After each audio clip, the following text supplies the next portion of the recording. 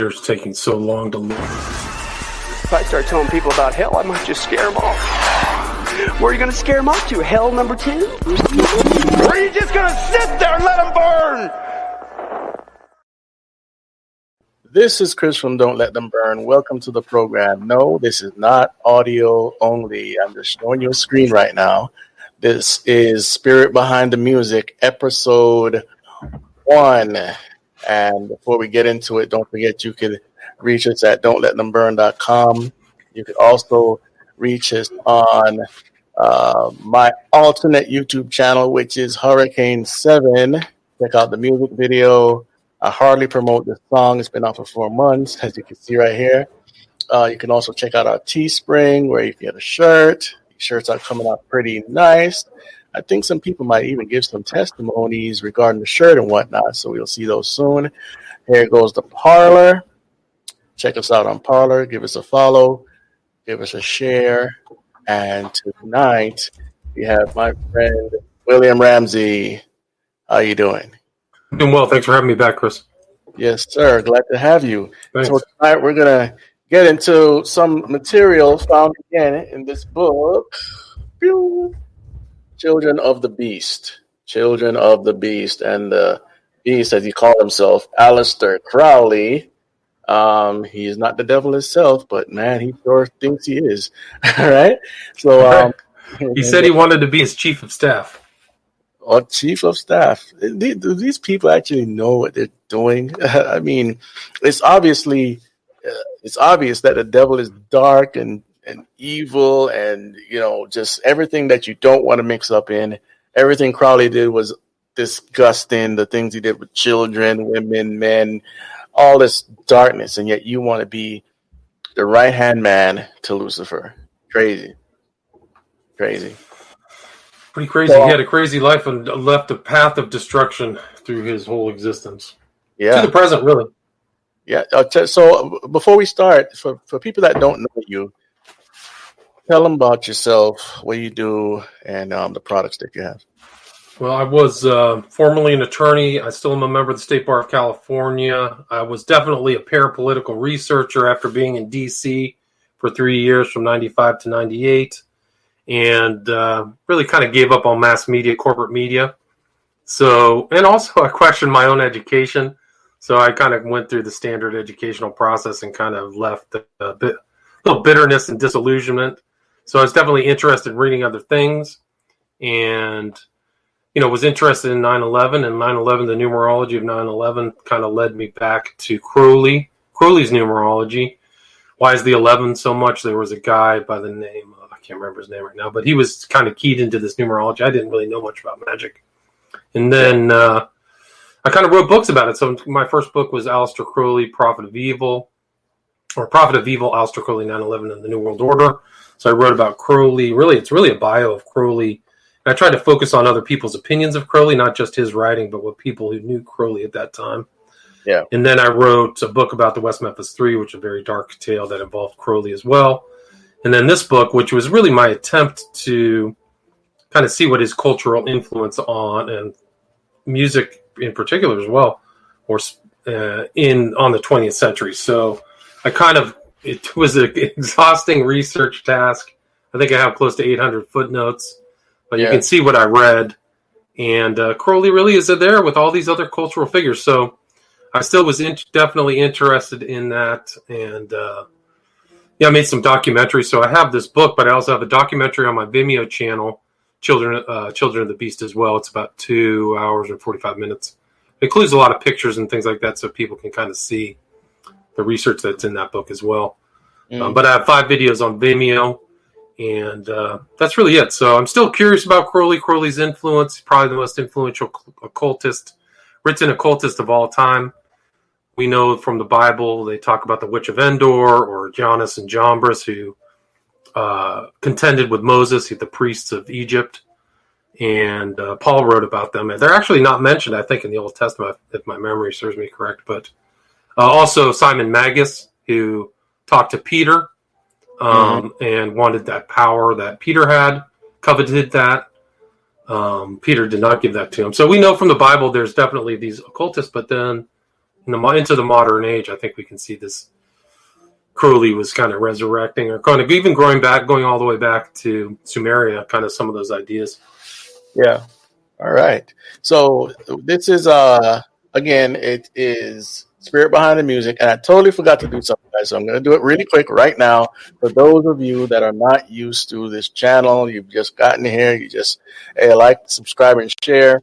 We're going to get into some meat, but I have to show you the other segments that we have, and obviously this one is Spirit Behind the Music.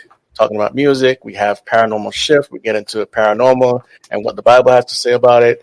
We get into Reign of the Tech, where it's all about technology. Hollywood Matrix, obviously, all about Hollywood and the crazy stuff that they do in our films.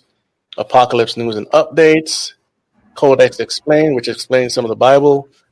Game Invaders. Video games. If you want to know about video games and the stuff in it, that's the one to check out.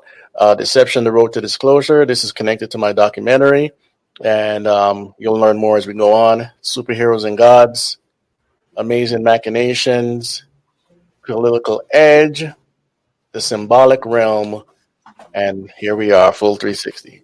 So, all right, let's get into the meat of this conversation here. If I can get back to my screen. There we go. All right, so Aleister Crowley and his influence. In some of the screenshots here, I have people like the Beatles, I have the Rolling Stones, Jimi Hendrix, Lady Gaga, Jay-Z, and a few others. So who do you want to touch first? Well, I think probably one of the most influential bands of all time is the Beatles. And I think that their connection to Crowley and people who had admired Crowley, specifically Timothy Leary, I think that's an important place to start. All right, let's start the Beatles. And they had a Sgt. Pepper album had Aleister Crowley on the front. Correct. So that was it. And there's an argument that even Sgt. Pepper himself is a reference to Aleister Crowley. So Crowley's in there, but Sgt. Pepper, if you kind of play the word, Sergeant is like an official title. Pepper is black, and Crowley was a black magician. So it says the intro to the song is, it's 20 years ago today, right? From 1967. That's when Crowley died. Crowley was born in 1875, died in 1947. So, and you can kind of see that the Beatles were huge change agents, cultural agents, something that I think they were kind of became, not initially, before Paul McCartney, or after what I think Paul McCartney was switched out, so most people don't agree with that. But after he got switched out of the band, they changed a lot of their kind of ideas towards open drug use, mysticism, Eastern mysticism, things like that weren't as kind of milquetoast as the early Beatles. So, that their Eastern influence came through people like the Maharishi Mahesh Yogi, right, who helped to bring the idea of yoga to our populace here. And others, but that's one of the main leaders there. And here, as you see over here, people, this little figure right here, that's Aleister Crowley. Right there. So they put all their influential minds on the cover, and you can't deny it. But I think that they were similar to Crowley also in that they were trying to create an alternate culture in opposition to Christianity. And I think they did it. So Lennon was talking about it all the time. John Lennon, right? He's probably the most vocal of them, saying, we're bigger than Jesus. Christianity is going to go away. He made all of these, and those were very controversial statements. Today, they wouldn't even be noted, but back then, that made everybody gasp. It was recorded everywhere. He kind of had to back away from his original statement, but it was a blasphemous statement, in my opinion, and I think that was really kind of their point. So I think they were carrying on that kind of idea of Crowley creating a magical world or a magical worldview. I think that they're right in step with Crowley, actually, in my opinion. They had a album cover. I don't know what the album's called, but I'll try to see here. Babies. Right. That was very controversial. They've also made statements that's very much it. But they had pictures of themselves making the same magical signs that Crowley makes. I think if you can look up the Beatles' magical stances or magical postures, that would probably come up on the visual.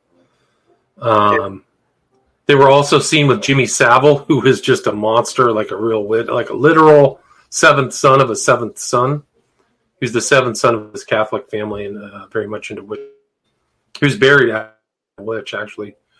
45 degrees facing east. Sorry? No, I was going to say that I know a lot of this stuff usually goes back to some sort of Catholic family or something. It was weird. Okay. Well, I can share this screen. Let me see if I can do this. If you can share my screen, I can show kind of them with Savile. So you'll see them making these magical stances. That's out of Crowley's. It's either his encyclopedia, the Equinox, I think is what it's from. So you can see them making these exact magical stances. This is Crowley with the Beatles. I mean, this is Savile with the Beatles, and Savile did unspeakable things. This is the Beatles kind of in a swastika stance, making the cornuto sign, satanic sign. There's the babies. Yeah. There's fall. I believe that McCartney was switched out. And there's the new, and actually the symbolism of a birdcage is actually not well known. It's used in the occult actually to kind of symbolize something that's captured, that sings for you. Now, when you say McCartney got switched out, what do you mean? Cornuto, it's like this hand sign. No, about McCartney. Oh, well, so I think what happened, I believe that Paul McCartney died he was either killed or died in an auto crash, and they put some new guy in who was a talented musician. But this person right here with the mustache is the replacement to the original Paul McCartney.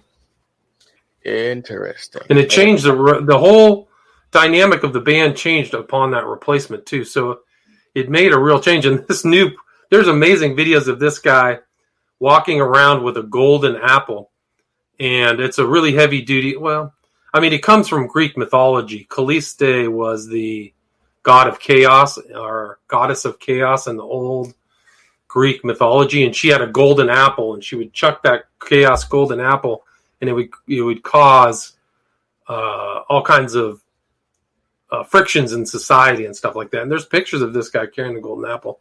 I don't know if that would pop up on the internet, but I did change. He was changed out. He was either murdered or died in a car crash. And it used to be considered kind of like an urban myth, but there's actually was a very serious study by an Italian forensic team that compared the old Paul to the new Paul, and there were certain elements of this new person that did not conform to the old Paul.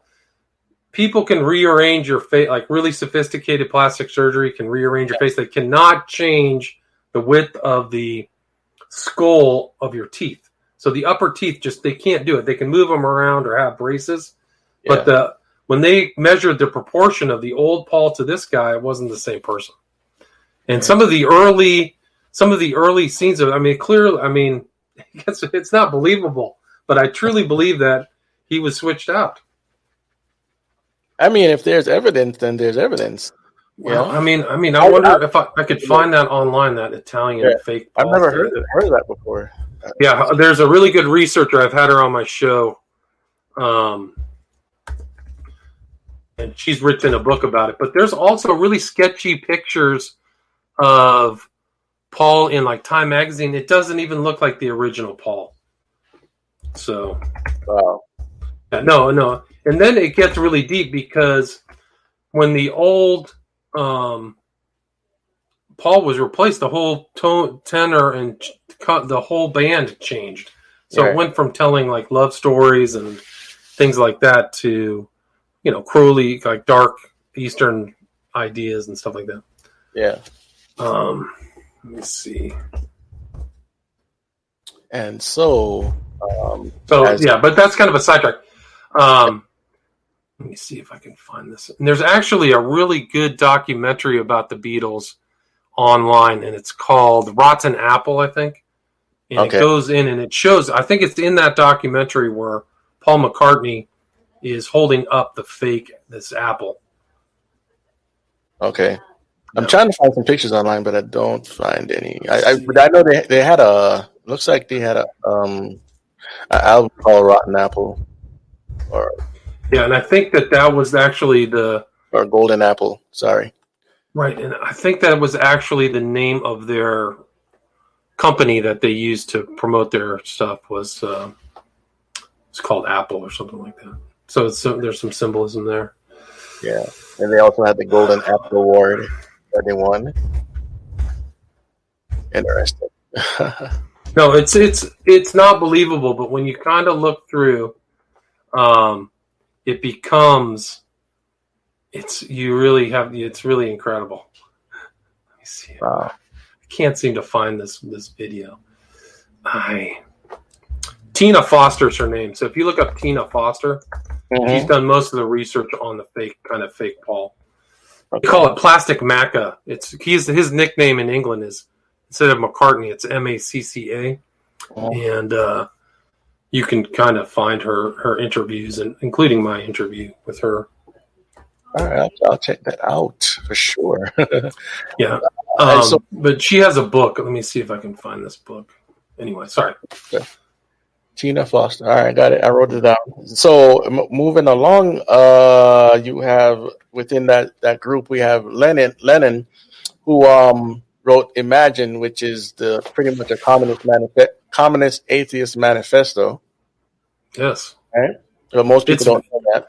It's super. It's an extremely sinister song, actually. It's very sinister, and a lot of people dreamily listen to that. I always get creeped out when I hear Imagine. Yeah, nowadays. When I was a child, it wasn't that creepy for me. But as I grew up, I started hearing the atheist tones, but I didn't understand the rest of it until, recently with all this communist stuff coming up. It's been exposed. Right. Religion is an opiate. It's the distractor. And even the Fool on the Hill is supposed to be Christ. So if you listen to the song Fool on the Hill, the Fool on the Hill is Christ giving the Beatitudes, right? Wow. So yeah, super anti-Christian stuff. They were not. Yeah, it's bad. Yeah. And here's the interesting. Just one more thing. This is from this thing where Paul says his music or Fall. I think it's basically magic. There is such a thing as magic, and the Beatles was magic. It's something that has to be thought of as magic with a K, and that K is the 11th letter of the alphabet. So you have to kind of have some kind of knowledge of the occult to just even key into that, right? So somebody has to teach you, or you have to do some reading to understand the primacy of 11. And so when you kind of look through the Beatles, it's bad. You can read about it in my book. And their ideas of LSD, God is everything, God is in the space between us, God is in that table. So their idea of God was almost animistic, or that's what they were promoting, instead of this kind of God that lives in the heavens and is benevolent. Yeah. So it's alarming to the untrained mind, but for us, this is just a casual conversation, right here. I've learned so much over the last 20 years. It's crazy. If we didn't have the internet too, and some of these people that put out documentaries, some of this we wouldn't even know it. So I think God is allowing us to really get information faster, so we can see the evils. Yeah, no doubt. And also we learn it's kind of iron sharpens iron. So you learn from these shows. The hosts have different input. So even time when I'm a guest, I'm still learning from the hosts, things like that. Yeah. So knowledge is definitely increasing, no question, as the Bible would say. Absolutely. So outside of the Beatles now, where you want to go, or you got more to say about them? Well, I think one of the interesting things before it gets really deep, because I think that Lennon was killed by a mind-controlled assassin. So that's probably going to put me even farther off into,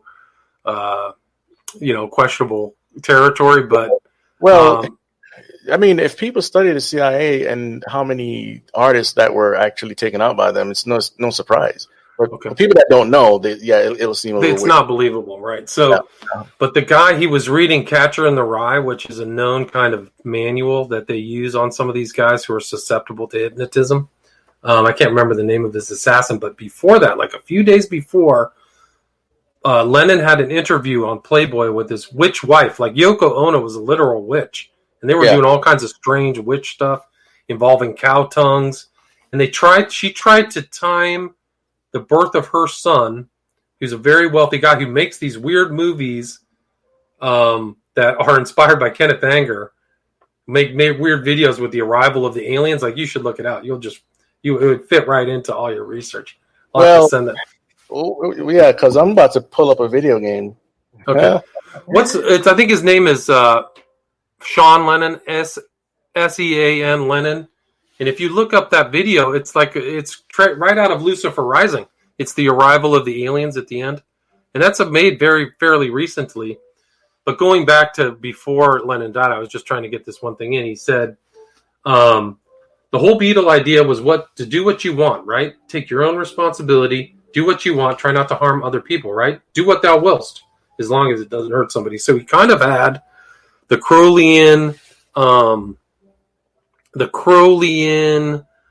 witch kind of the Wiccan idea of do what thou wilt. Yeah. And what's his name again? Sean Lennon, Sean Lennon. Okay. Sean. Let me see if I can find that. Okay. All right. I think I got it. Because I'm going to link this to a video game. Okay. I actually did a video on my YouTube channel. I wonder if it'll pop up about the arrival. Is he here? Yeah, so that's Sean Lennon. I think he was the only son of Yoko Ono and Lennon. So he's he doesn't have to work. I think his net worth is like $250 million. Yeah. Yeah, so he makes these very idiosyncratic videos. Here it is. Let me see if I can play this. I'll post the link to it. This is interesting. Let's see if I can. Can you see that in the chat? Yeah. I think I posted it. Let me see if I can pop this up. Is it music? It's kind of just comparing the comparing the video to Kenneth Anger. Do you think you can show my screen? Oh, okay. This is coming up here. Let me add the stream. There you go. So this was something I did 4 years ago. The occult arrival, UFOs, and ritual magic at the end of the age. So let me see if I can turn the sound off. But you can see Lucifer Rising here with the alien arrival. So this is like very young, early Satanism by Kenneth Anger. And the guy who was in this, if I can show you this is kind of interesting. His name is Donald Campbell, and he did a movie called Performance with the Rolling Stones. Literally, when he was a kid, he sat on Aleister Crowley's knee. And so his dad was a friend of Crowley from Scotland. So this is John Lennon talking about aliens. So if you listen to this on my thing, I don't want to play the audio, but he's literally talking about his alien sighting in New York City. So I included that in this, but then his son is basically the same motif of Kenneth Anger is included at the end of his videos. Let me see if I can find this. So let's see. Oh, there goes the lamb. Yeah, and do you remember last time we were talking about this public ritual of the Rite of Bartzabel? This is a sequence from that. Okay. So let me go back to Sean Lennon. So you see these aliens right here? Right. So watch. So like he's like a magician, and he's summoning these aliens just like it was out of Kenneth Anger. Yeah. Right. So he's white, and this is like his paramour, and there's this Eye of Horus hat. Right. I mean, it's too much. The occult imagery is off the charts. Yeah. Well, I'm going to show you something really quick, and I'm going to type it in. Maybe it doesn't sound familiar. All right. Give me a second. Add the stream. This video game. I know Destiny. Yeah. Guess who did the soundtrack? I don't know. Paul McCartney. Really? And it's about this sphere that comes to planet Earth. There's some destruction and whatnot. And this sphere, I think it's supposed to be the one protecting the planet, but you have all these systems and these magi's and warriors and whatnot, and you have some named after gods and whatnot, but it's all about this there's also this big celestial threat. Oh, interesting. Yeah, the same motif as all these alien movies, but you get to fight as these warriors. A lot of them are using magic. You see this over here? Interesting, yeah. Power, all that stuff. Yeah, Right. it's not a boring game. It's the people that made Halo that made this game, and Halo, has its own things too. But yeah, what you're describing here in that video by Lennon or Sean Lennon, it's the same thing here. Okay, you just have to get into the lore of Destiny to really find out what I'm talking about. But just wanted to point that out for people that are either playing this game or interested in playing the game. They even have Osiris. Really? Wow. Yeah, a bunch of stuff in this thing, man. This is Destiny 1, and they have Destiny 2. Like in the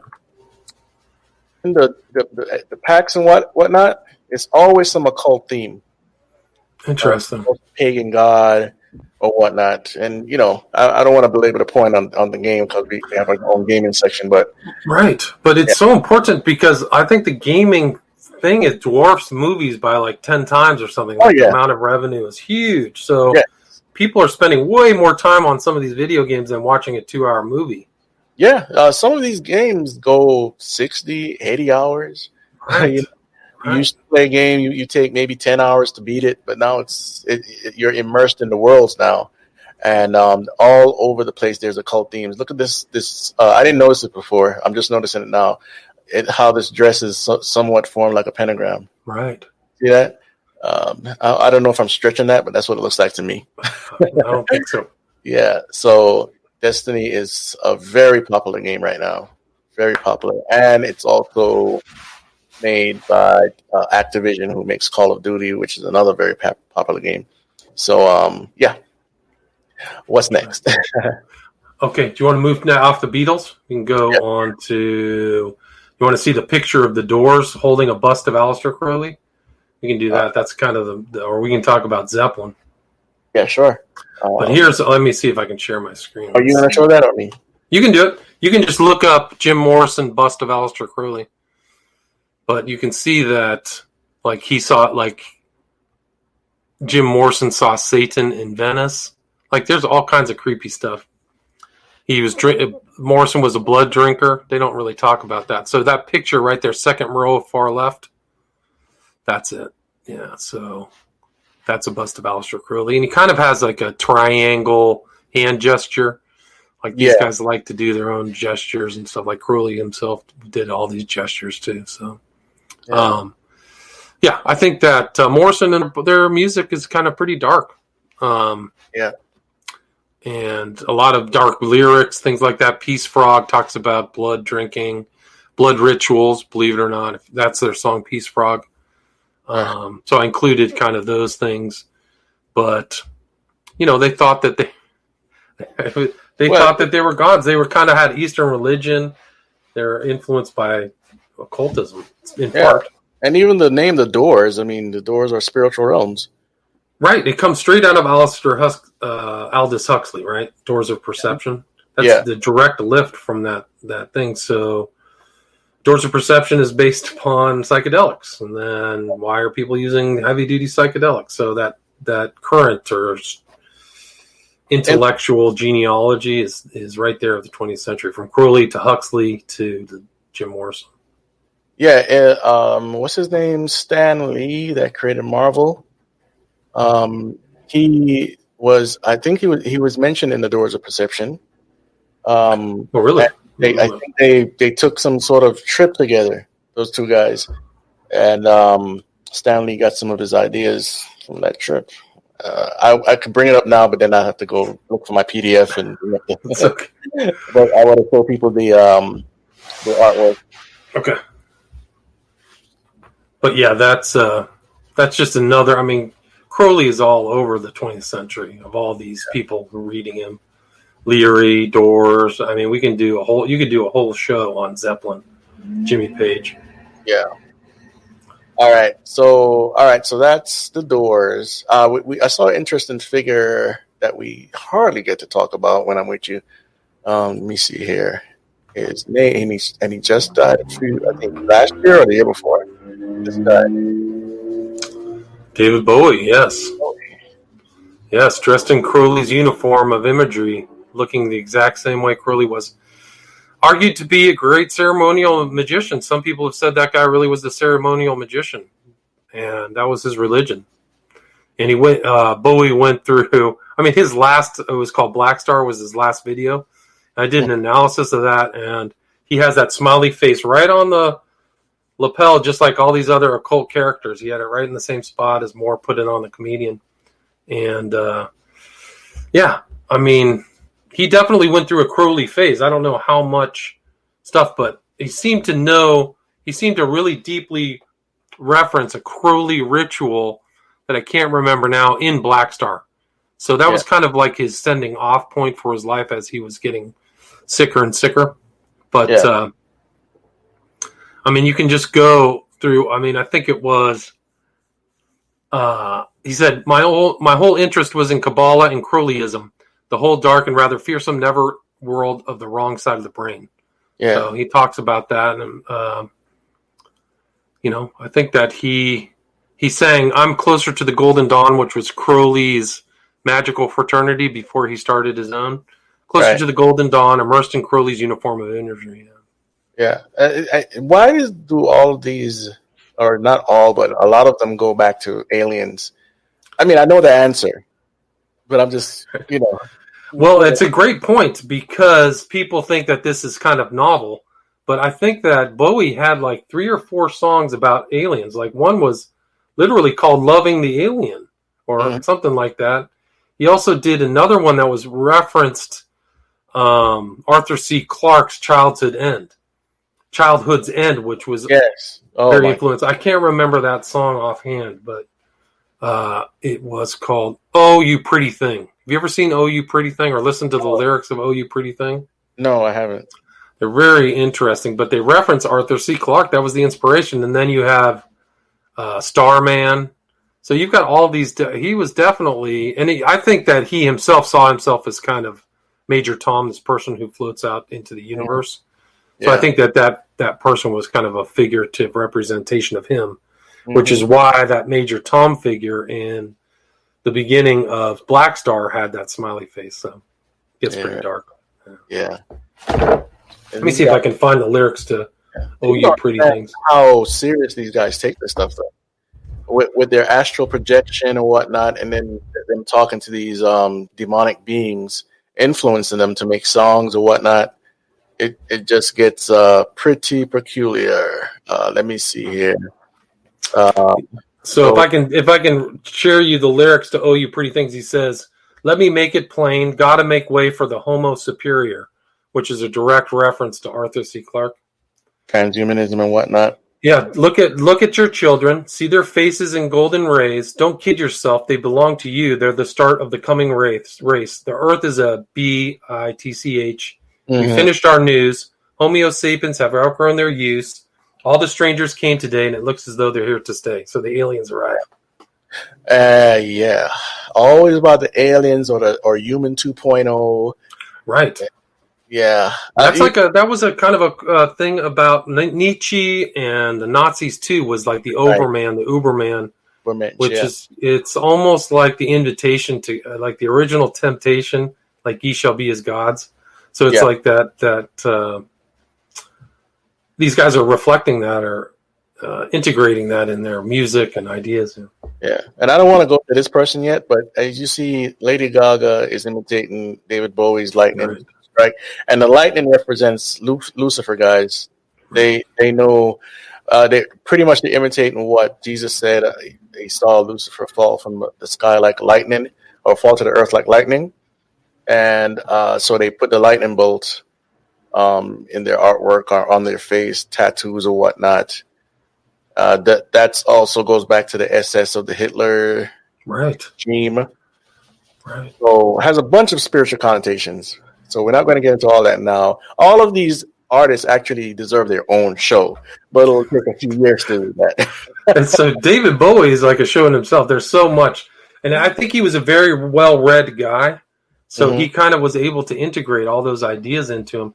But do you ever hear the story where he tried to exorcise his pool? There was a demon at the bottom of his pool in Los Angeles, and he brought in a witch to exorcise the pool.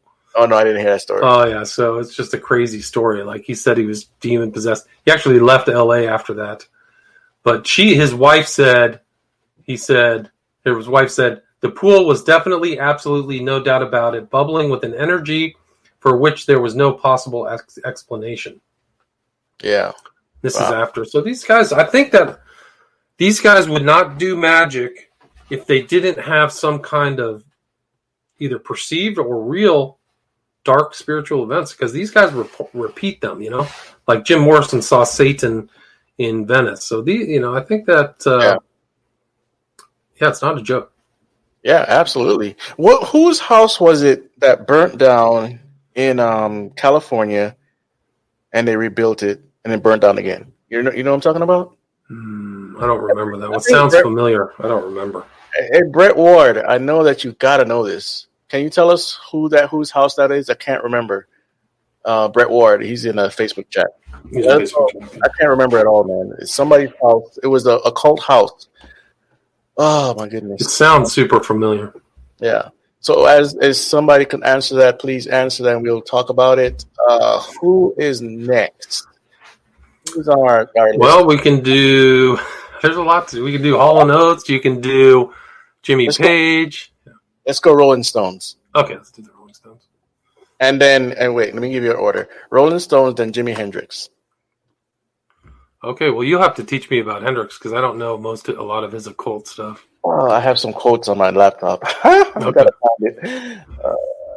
Let's go. Rolling. I mean, it wouldn't surprise me at all. I know the Rolling Stones, right? So they had His Satanic Majesty's Request was one of their albums, directly thing. Like I told you before, they were in the show. Mick Jagger was in the movie Performance that was directed by Donald Cammell, who was literally sitting on Crowley's knee. And there's actually kind of a semi-famous picture of Donald Cammell with Kenneth Anger, Alejandro Jodorowsky, and Dennis Hopper. So you see this like cultural cross-fertilization, dark cultural cross-fertilization. Yeah. But the Stones are mixed up with all kinds of crazy stuff. I think that Keith Richards' girlfriend was a witch too, and did all kinds of witchcraft stuff. Her name I can't remember right now. Interesting. There's Pallenberg, I think. Anita Pallenberg was her name. Pallenberg? It's Pallenberg. Anita Pallenberg. Pallenberg. She was in the movie Performance, which was considered to be one of the top 100 British films of all time. It's very strange, but they reference the assassins. Nothing is true. Everything is permitted. Yeah. Well, I tell you what I'm noticing as well, not everybody, but a lot of these artists that have a handler, it's either the husband or the wife, or both of them connect as witches. It's a pattern. No, it is. No, for real. Yeah. Because the same thing with Lennon and Ono was a witch, Anita Pallenberg and Richards. So a lot of these guys have like occult families or whatever relationships. Yeah. Now true. Yeah, this song here, Sympathy for the Devil, I had to look it up because I couldn't remember. It has been played in so many scenes in movies and video games, ushering in some sort of either satanic theme or a satanic figure because the song is about the devil. It's the devil singing to people, still figuratively, of course, because it's a human singing, but you know what I mean. Right. No, it's like from the devil's perspective, right? Right. I was there when Jesus Christ had his moment of doubt and pain. So he's saying that Satan was there. Yeah. Pleased to meet you. Hope you remember my name. My name, yeah. And he said, I think the song also says that he goes by a lot of names. So definitely, there's no question that this song is satanic, okay? And the sympathy for the devil motif is ushered into a lot of movies. I'm not talking about the music now. I'm talking about the phrase, the posture of this being like Hellboy, as we discussed in our program the other day. They want you to have sympathy for this demonic being that came out of hell, right? And he is the Antichrist, at least in that storyline, right? And so the sympathy for the devil thing is it's even the TV show Lucifer. I haven't watched it, but I've heard about it.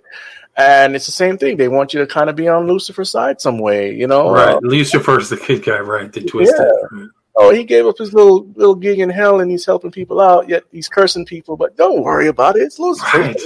Well, isn't that going all the way back to like the idea of Prometheus and this going way, what is her name? Blavatsky and everything, is that the devil's the one who gives you culture and music and blah, blah, blah. Yeah. And so I think that this is kind of the same thing. Sympathy is like trying to, normalize the devil's okay instead of a damned person who's, seeks to destroy, right?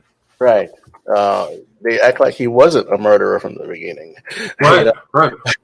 So I'm just tired of seeing all this, but this showing us the culture of our time. Like you said back then in the 60s and 70s, this stuff, if they mention stuff, it would be all over the news. Look what they said. Oh, they're blaspheming God. Nowadays, cricket. No, this is normal. I think they're on their 4th season of Lucifer or something like that. So it is definitely being watched. Yeah. I haven't had the mettle to actually sit down and go through it, but I just skipped it, man. I'm just tired of all this satanic stuff being thrown in front of our faces. So once I heard of this, the moment I heard of this, and there was outcry, and still it went forward. It was dropped from the original station, and then Netflix picked it up. And here we have it. I'm not sure if it's going to continue to a 5th or 6th season. I don't even know what season it's in. But I thought it was 4. It's 4? I don't know. I'll double check. I thought it was. It's a lot. There's a lot of seasons. I think it's on season 6. Wow, you're right. Yeah, see, season 6. Yeah. So this stems from the influence from the 60s and 70s. Yes, the Lucifer has been around for a long time, but our entertainment industry hasn't. Has it even been around for 100 years as far as television and movies? That's a good question. I mean, when did it start? Right at the beginning of the 20th century, right? With that technology? I think it was like 1920 or something like that. Sounds right. Let's just say it's been around for 100 years. That's nothing. That's a blip in time. So the entire world is engulfed in all this stuff, but a lot of it is also coming from America, and we've allowed Hollywood to grow in such a fervor over the last 50 years, and there's not too much outcry anymore. We let everything go, and I think you're right. We can blame Alice Bailey. We can blame Theosophy, New Age, Buddhism, Hinduism. We can blame all these things, but it's just evil from the wicked side. This name right here in the Kabbalah, he's pretty much the good guy, and God is the bad guy. And same thing in Gnosticism. So if you learn about these things, you'll understand why we were saying what we're saying. It's really sinister. So who's next? Jimi Hendrix? I didn't go look at my notes on Jimi. You would have to tell me because I don't know. I've looked through Jimi Hendrix. I mean, he is like, it's almost like his story was the guy who sold his soul to be the greatest violinist. Like, because for me, Hendrix was just on a class of his own. But I never knew. I don't know his kind of occult pedigree or things like that. I don't know that much about him, sadly. I mean, I've listened to his Voodoo Child, and there's definitely some elements of occultism, but I don't know. He was an excellent lyricist. All those lyrics and all those songs were his. Yeah, he's very talented. I mean, I don't know how much of the demonic was into his talent, because sometimes, for people that don't know, sometimes the spirits will come and they'll endow you with talent to get you to be that figure of praise, so they can get the praise through that man or woman. I don't know if he was naturally talented. I didn't study his history, just like Prince. Prince seemed to be naturally talented, but how much of that was natural talent? We don't know. There's one story going around. I haven't found the proof yet, but I'll mention it anyway. Somebody told me to look at Michael Jackson's documentary after he passed. But supposedly, Michael Jackson and Prince were contacted in the same spirit, and the spirit would tell tell one of them that if you don't do this, I won't give you this song. I'll give it to Michael Jackson or vice versa. Wow, interesting. Yeah. So that's something. Well, we can talk about Michael Jackson because there's all kinds. Have you ever seen the picture of him wearing the 777 jacket down the side? Yeah. There's also a lot of obelisks at the very end of not Beat It. It was what's the one where he's dancing in the Thriller? I think it's the end of Thriller. There's like he's in front of an obelisk staring at the screen. So there's all kinds of occultism. Yeah, he did have a lot of occult images that most people it just went over their head. He even had, the Masonic steps. Those were in one of his videos. Yeah. And people out there that don't know this stuff don't say, "Oh, you're just." No, I'm not talking about just regular steps. It was obvious. Okay, right. Very obvious. And you could actually kind of make an argument that he was into full body modification, right? I mean, he just got into all that stuff. He doesn't. I mean, at the end of his life, he just doesn't look like when he was younger at all. And you've heard the story where his dad shot him up with drugs to make his body stop producing testosterone. Oh, no, I've never heard that one. Yeah, no, I think that actually the judge talked about it in one of the cases involving Michael Jackson. Yeah, you see the 777 jacket? Right. That goes back to Crowley's. He had a Liber 777, which was kind of a graph of all world religions and their similarities. Yeah. So same being, different name. It's going through Egyptian culture, Greek culture. But I think in the court case, I'd have to look that up. I think you can actually type it into Google and said the dad gave him drugs to make sure his testosterone. He was the youngest one of the kids, and the father didn't want to slay the golden goose, so to speak. So they made him into a Peter Pan character, and sure enough, Peter Pan he had the kind of Peter Pan place in Neverland and all that stuff. So he saw himself as a Peter Pan character. Yeah, I could see that. No question. Oh, you also had the video. I don't remember the name of the video, but is the one where he turned into a werewolf, and it's not Thriller. Was it him turned into a werewolf? I don't remember. I don't remember. I remember we talked about with the Wiz last time. So there's another occult element of him being in the Wiz. It was some bit. It wasn't. I guess he did do this in Thriller. My bad. But there's another one. There's another video. I don't remember it right now. Anyway, I guess I'll bring that up another time. But I mean, Thriller was obviously occultic, and right. He even had to do a disclaimer where he would say, "Oh, this video doesn't have anything to do with the occult or whatnot," because they know. Come on, man. Yeah. This thing is so occultic is no joke. And we used to watch this as a child. I mean, we were into some of the scary stuff, so we didn't care. But as you grow older, man, I love Thriller. I listen to Thriller all the time. It was an incredible album. I mean, incredibly influential album. Do you mind sharing my screen? Because I'll show you the picture at the end of Thriller where he's in front of. See the obelisk there, prominently displayed behind him. So. Look at that. Yeah, I didn't catch that one. And for people that don't know, the obelisk is Baal's shaft. Right. Okay, it's a phallic symbol. Right, but it's part of their religion. Like you got to find the obelisk, and it's all about. So. Yeah. Let me see if anybody answered the question here. Whose house got burnt down in California? I should know right away, but I just can't remember, man. I don't see anybody answering the question. Oh, wait a minute. There's somebody says formerly Aleister Crowley's house. Well, that's Boleskine burned down, I think, a couple years ago, and they're trying to rebuild it right now. That's Crowley's kind of home up in far north Scotland. All right. Wait a minute. This is where? So when Crowley did one of his first big rituals, it was called the Abramelin working. It's based upon an old kind of text that was found. So he bought in about right at the turn of the century, 1900, he bought a place on Loch Ness, right, with the Loch Ness Monster. Yeah. He bought a place that literally overlooks the whole lake. It's kind of up on a hill overlooking the lake called Boleskine, Boleskine. Jimmy Page bought it, but it recently burnt down. But that was but I don't know if that's what you were referencing. Okay, maybe I could swear it was in California, but maybe I'm wrong. So this is Jimmy Page in front of Bulletskin Manor, which just that's it. So this is not in California. This is in This where? is in North Scotland. So very kind of, if you looked at the map and saw Edinburgh and Glasgow, it would be even farther north than that.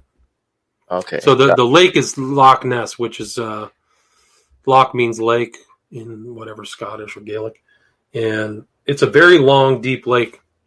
But Crowley seemed to think that was an ideal, and he said he was haunted. Like the rituals haunted that place, and that place had like a real, people would see ghosts and stuff like that. People went insane there, so it had that kind of a creepy ghost element to it. Yeah, I bet, man. This stuff is so dark, but the public, they see the glitz and the glamour and the fame. Sometimes it's pretty much out there in your face, but most people don't care. And other times, they doll it up or whatnot. So, just one more thing on Bolson. It's interesting because one of Crowley's, I think he's a member of the OTO. Yes, Crowley's AA is the person who is soliciting funds right now to raise money to restore the manor to its original pre-burnt down size. And it actually, if you look at it, it's not really a huge building, but I think that in occult lore, it has so much importance to a lot of these Satanists that. And what I also find important to mention here is they love to go out into the wilderness, into the trees, because they say that that's where you have a greater connection with God or whatnot. But they're not trying to connect with the God of the Bible. They're trying to connect with these demonic beings. Right. That's what the ritual was there for. That's what Crowley was doing. He never really finished the thing. He was supposed to take 6 months. Like, it's supposed to be really grueling. The Abramelin ritual involves all talismans and all this other stuff that supposedly, it actually was the goal was to have these demons from the Goetia, right? Solomon's Goetia, son of David. Mm-hmm. They become your servitors. So the goal is to have the demons become your servants. I see that. Yeah, but you end up being their servant. Well, right. That's kind of the thing. Let's see. Right? Let me see about Mel. You can actually read. If you're bored, you can read this Sacred Magic of El. This is it. So this is the manuscript. Let me see if I can find a thing of this. Sacred Magic of Abramelin. Yeah. Let's see. This is a better. So there's all kinds of elements. This is it. So S.L. McGregor Mathers was actually Crowley's teacher in the Golden Dawn. And Crowley, all those, like the imagery of Crowley, he lifted it. It didn't come out of nowhere. He kind of, that style of living and using costumes and stuff came from McGregor Mathers. And the idea of, translating works or mystical occult works also kind of came from Mathers. Then eventually he just kind of broke from Mathers. There's actually a court case between Crowley and Mathers because Mathers thought that Crowley took, quote, sacred, unquote, material from the Golden Dawn and published it after taking an oath not to reveal what was there. And there actually it's in the kind of British archives of history of them kind of disputing, and McGregor Mathers showed up at the courtroom in full magical regalia. So these guys, they took themselves pretty seriously. I think that Mathers actually lost that case, but it's just an interesting piece of this kind of occult history. Also, being knowledgeable about some of these earlier documents. So Crowley would go and take Mathers stuff and incorporate it. That's really what he was. He was actually incorporating a lot of earlier materials into his future religion. Yeah. You had an artist you wanted to bring up earlier. I can't remember. It was past this Jimmy Page stuff, Michael Jackson. This is a more current artist. His name is Ab-Soul, and here's his discography. He's actually from Southern California, and is a Crowley aficionado or advocate. You can see this tattoo on his back says "Do What Thou Wilt." Yeah. It has 11,913 likes. He's got this, I forgot what this symbol is called, but that's on his chest. So he's got these occult tattoos and kind of your standard stuff. But I mean, for occultists. But one of his albums in 2016 was "Do What Thou Wilt." Yeah. Cool, yeah. So this theme has been going on a while in what you would call hip hop. For people that don't know, hip hop is not the music. Hip hop is the culture. The music is rap. Rap comes out of the culture of hip hop. So don't mix the two together. They're not one the same. Okay? So as far as hip hop goes, well, this "Do What Thou Wilt" maxim has been coming out more and more over the last 20 years. But hip hop is not new. Satanism is not new to hip hop. It's just now it's more blatantly shown. And I have a couple artists I can show you after you finish with this guy here. Well, if people are bored or want to look in this guy, I mean, I think his real inspiration is Crowley, and he's talking about Aleister Crowley right here. This is from new hip hop, hot new hip hop. So he's had 100,000 views. So he kind of explains his ideas. Yeah, never heard of him, but I guess people. I thought that he was somewhat successful. But maybe I was wrong. I thought he was better known maybe than he is. I think some other guys are taking his place. We'll get into those in a minute. Let me hit this really quick. Where are we? I have to stream. This guy, we'll just get him out the way. There you go.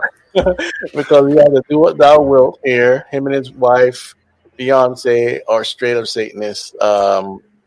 People want to say that they are inside of the Illuminati. They're not. They're just puppets. They have masters, of course, and they're just putting out there whatever spiritual belief they have. In fact, Rockaware, his clothing company, I'm not even sure if he still owns that company, but one time I was in the house for a while and I came out, and when I say a while, I mean I wasn't going out a lot, okay? And when I came out and went to the clothing store, all I saw was these Jay-Z shirts with all sorts of Masonic stuff all over it. I'm like, what is going on? And it wasn't being hidden. It wasn't in the back of the store near the clearance rack. This was out in front view. And I said, wow, what is going on? I think this is a reference here to some of that stuff. Yeah, here it is. In fact, it was called Masters of the Craft. That was the line there. And it would have all this Baphomet and Boaz and whatnot, symbolism. And I was blown away. That's when I knew that Satanism was on a large rise inside of the hip hop culture. Have you ever heard of him talking about Rain Man? Yes. Yeah. So Rain Man is supposedly Satan, right? Right. So and Satan makes it rain. There are three people that I know that talk about Rain Man. That's Jay-Z, Eminem, and also Lil Wayne. Oh, interesting. And this was like the early 2000s. I'm not sure if they still reference that. I don't listen to their music anymore. But yeah. See, you see the t-shirts here? Yeah. This is that's the layman. If that's his t-shirt, that's straight out of Crowley. That layman, that black layman with the seeing eye and the dove and the chalice. Yeah, that's right from Crowley. All right. And we can get into his wife, but I'm not prepared for that tonight. This stuff is so suspect, and some people are starting to wake up to it. Some people, but for the most part, most are asleep. Have you ever heard of Jay-Z being part of Boule or kind of black masonry, African American masonry? But I wouldn't be surprised. I think type in and say Jay-Z masonry audience. I think there was a picture of him in a masonry meeting. See right there, the guys with the white gloves, fourth. Right here. Yeah, I think that he's in there. I could have swore when he was younger. Yeah, spotted at Freemason meeting in New Jersey. I'm pretty sure that's him. Maybe it's not. Oh, right there. He's right there. Yeah. Right here. Is that right? Is that right? Is that him? Here. Right here. Yeah. So, Unless that's somebody that looks very close to him. maybe it's not him. But he's from New York, right? Wasn't he out of the projects of New York? Yeah. I wouldn't be surprised if he's a Mason, though. Because right. So Boule is kind of like, it's supposedly kind of higher end masonry, kind of like Skull and Bones, right? Yeah. It's a subset of masonry. Yeah. That form of masonry they're the gatekeepers. They keep people down in their education and whatnot, but they elevate themselves with education. But they're the gatekeepers. You don't go outside of what they practice, and they'll stand up there as leaders of the community, but they're actually not letting the community rise up. Okay, as far as education and prosperity and whatnot. So, but isn't that that's the same with all Masons, right? It's kind of like our people will get advancement, education, access to the best deals, monetary deals, banking deals, things like that. Yeah, and also, this is important to bring up. I'm going to do a show about this, I think, next week. 5% Nation. I'm not going to go too deep into it right now, but this is a Jay-Z wears a 5% chain. What they are is the offshoot of Islam. Some of them are going to say they're not Muslims or whatnot, but it's the offshoot of Islam. Clarence X and Malcolm X used to run together, and they broke off. And Clarence made the 5% Nation, and for them, Allah means arm, leg, arm, head means you are God, you are Allah. Sounds familiar? Wow! Right? Yeah. Right? Wow! Yeah. Fascinating. So he says he's God. He believes that. Right. It's the ultimate satanic principle. Man is God. Crowley wrote about it. Liber 77. Right. Mm-hmm. There's no other God but man. Yeah. So. And he calls himself Jehovah. Wow, I didn't know that. Yeah, that was a big thing back in when was that? Early 2000s. Yeah, Jehovah the God, right? Right. So, isn't there like Charlemagne the God? Do you think that he's involved in that stuff too? Oh, definitely. Anytime you're talking about they say the name and they got God behind it, they're definitely a part of that. They're part of that. Wow. No question. That guy has an interesting background too. That Charlemagne the God. So interesting. He's a very prominent cultural figure. That guy, Charlemagne the God. Yes, he is, and a lot of them are Democrats. So that's just a little tie there for you. Team here. Do you want to move on from him? Because I would like to propose another artist, Kim Kardashian's husband. Let's go. Let's go. Type in Kim Kardashian and that witch that was just on there. What's her name?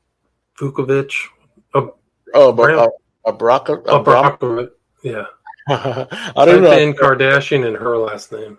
I don't want to embarrass myself. I'm taking this off first. I don't know how to spell her name. Who's that now? Kardashian? Kardashian, yeah. And Abramovich? Yeah. They're definitely linked. They were. I mean, clearly. Kim Kardashian. They used to have a picture of them together. Oh, there you go. Kim Kardashian and Abramovich. Kanye's this is an old arm. Wow, this is crazy. Look at this one. Let me share this for you. Let's see if I can find this. Oh, all right. You see that? Yeah, there you go. Kim Kardashian is now the spitting image of Marina Abramovich. Hold on, before you go, somebody answer the question. So, Jack Parsons' home burned in California. I think Brett Ward might have answered it earlier, but I can't get back there. So Debbie Chapman answered Jack Parsons' home burned in California. Abramovich, yeah, thank you. Yeah. All right. So, but this is interesting because before Kanye had his kind of return to the Lord Jesus, which I think is authentic, he got in very dark with her and some other characters. Yeah, he was surrounded by occultists. I'm going to bring up a picture in a minute of Kanye, past Kanye, okay? And it's one of the most disturbing pieces of art that I've ever seen from him. He's had disturbing ones before, but this one for me was just, I was like, what is going on with you, buddy? Let's see. You can go ahead and talk while I look this up. Okay, so Kanye, if you look up, let me see if I can share this. Kanye West was, if you can look up I mean, it's a tough name. I'll pull it. Yeah. It's Kanye West and Alejandro Jodorowsky. Jodorowsky. I would have spelled like yeah. Sorry. Okay. So this is them together. If you can pull my screen up. Let's see. Can you share my screen? There you go. So here's Kanye probably 5 years ago, with Alejandro Jodorowsky, who is an occultist and likes Crowley and an admitted blood drinker, human blood drinker. Oh. And you'll read about that in Children of the Beast. He literally admits to drinking human blood. It made his skin feel good. Yeah. So people think that this stuff isn't certified. Like, this is actual evidence, true evidence from this guy's own mouth, from Jodorowsky's own mouth. Yeah. He wrote about drinking blood. So you have Kanye West with him. And then if I go to the upper part right of the screen, here's Jodorowsky with Kenneth Anger. This guy, Donald Cammell, who I mentioned earlier, who was friends with the Rolling Stones. One of his best friends was Mick Jagger and Marlon Brando, actually, Donald Cammell. And Dennis Hopper, who was, I mean, it's incredible. Dennis Hopper's in all kinds of occult influence films and stuff like that. Twin Peaks and Blue Velvet.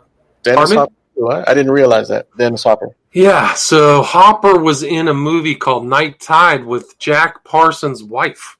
Uh-huh. So he goes, and you get to 777. There's actually a picture of Hopper with Marjorie Cameron. Let me see if I can find it. Let's see, Hopper and Marjorie. Sorry about that, guys. My dog. Oh my goodness.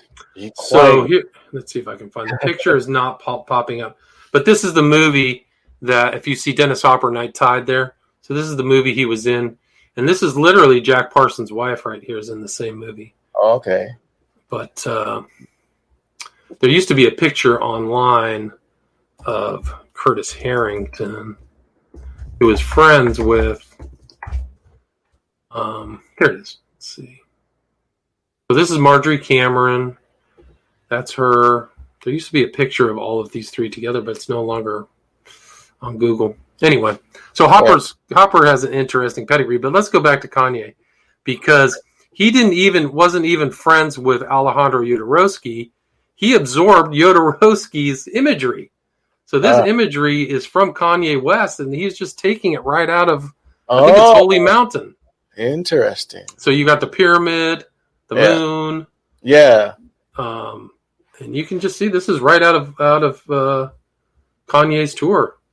Right? See, look at that. Straight out of Kanye's tour. Right. All of Jodorowsky and maybe some of his clothes. I'm not sure. Yeah. And he also did one when he started his Sunday services where it was pretty much an alt CNI. Oh, really? The whole thing. What's your impression of his Christian transformation? Is it legit? I listened to the album and everything sounds legit. I don't agree with necessarily everything in there, but it sounds legit. I'll tell you what, if he's not legit, he's doing a better job than a lot of these Christian rappers out there. I'll tell you that much. So I think time will tell. Did you ever see his Apple podcast interview? No, I don't really know. I don't listen to his music and don't know much more about him other than what I've shown you. Yeah, well, I would suggest listening to that Apple podcast interview. It's very enlightening. Was it the interview he did with Rogan? Not Joe Rogan. It was some guy I never heard of, but it's on Apple Podcasts, and you can find it on YouTube. It's a video. Okay. But yeah, so I want to show you this picture here. Let me see. Where is it? Caught this around 2016, I believe. There's a picture.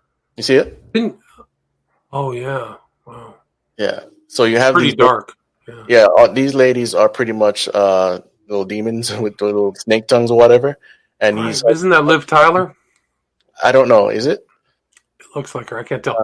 But I think this guy right here was Kanye's boyfriend at one time. This dude, forgot his name.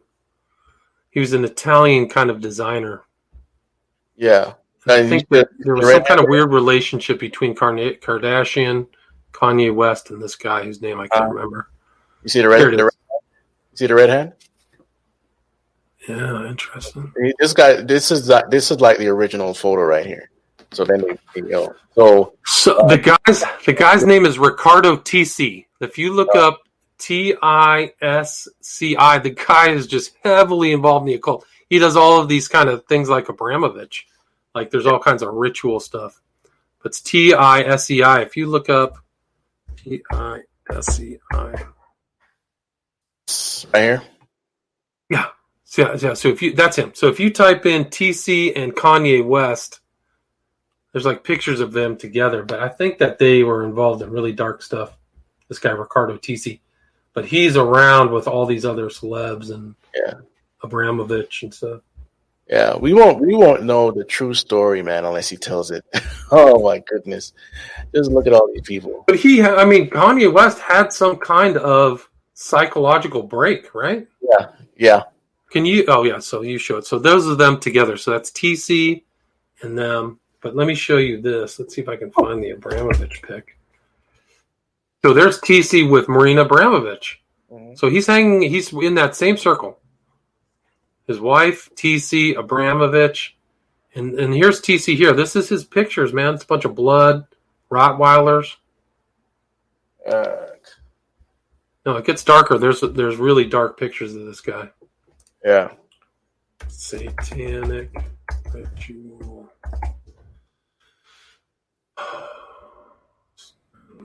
So this is Ricardo TC of Jay-Z. Oh, that's where the image came from with the. Yeah, this is a picture of Jay-Z by the same dude who's hanging out with Kanye West, right? Yeah. TC, and so we've already gone through Jay-Z. But look at this weird imagery, like black faces. Yeah. But there's another picture that I don't see on here, but it's like literally satanic ritual, like they're in a place with candles on a board with a victim. It's off the charts. Wow. It's not popping more and more blatant, right? Yeah. As we accept this Satanism in our culture, it's being accepted left and right. And one of the obvious reasons is because we're soaking up so much of the satanic imagery and entertainment. And I keep saying it. You look at these streaming services, and I guarantee you on the first page, you're going to find minimum 5 to 10 occult movies or TV shows. Minimum. Right? Really true. No question. Yeah. And well, here's one. This is the guy. This is one, but there's a lot more pictures of this guy with all kinds of occult stuff. So there's him with a Rottweiler. Mm-hmm. Yeah, just sick stuff, man. Yeah, no, it gets worse. These guys are involved in. I remember you showed me some stuff when we first met, and oh my goodness, that stuff was just nasty, man. Yeah, I mean, it just goes on, like weird clothing, costumes. Yeah. Is this the guy? Because I know there's a fashion designer that pretty much he designs for a lot of people, and he loves putting pentagrams near the women's chest, like it was sewn within the clothing. Like the one. I don't know. This is him with who's that? Yeah. Oh, this is him with Madonna. Mm-hmm. So he's all over the place. He's like Abramovich. He's all networked with these people. But there's a brutal pic of like a satanic ritual that he's done. But I don't know. I don't know if that's the one where he's putting the pentagram on that. There's that other guy. Have you heard of McQueen? I mean, it's not really a musician, but he had all kinds of satanic imagery in his clothes. Alexander McQueen is supposedly maybe that too, because he's a designer for celebrities and stuff like that. Yeah, no, he was like one of the top designers for celebrities and supposedly killed himself. Super successful, wealthy, sells his clothes for like 4 or 5 figures.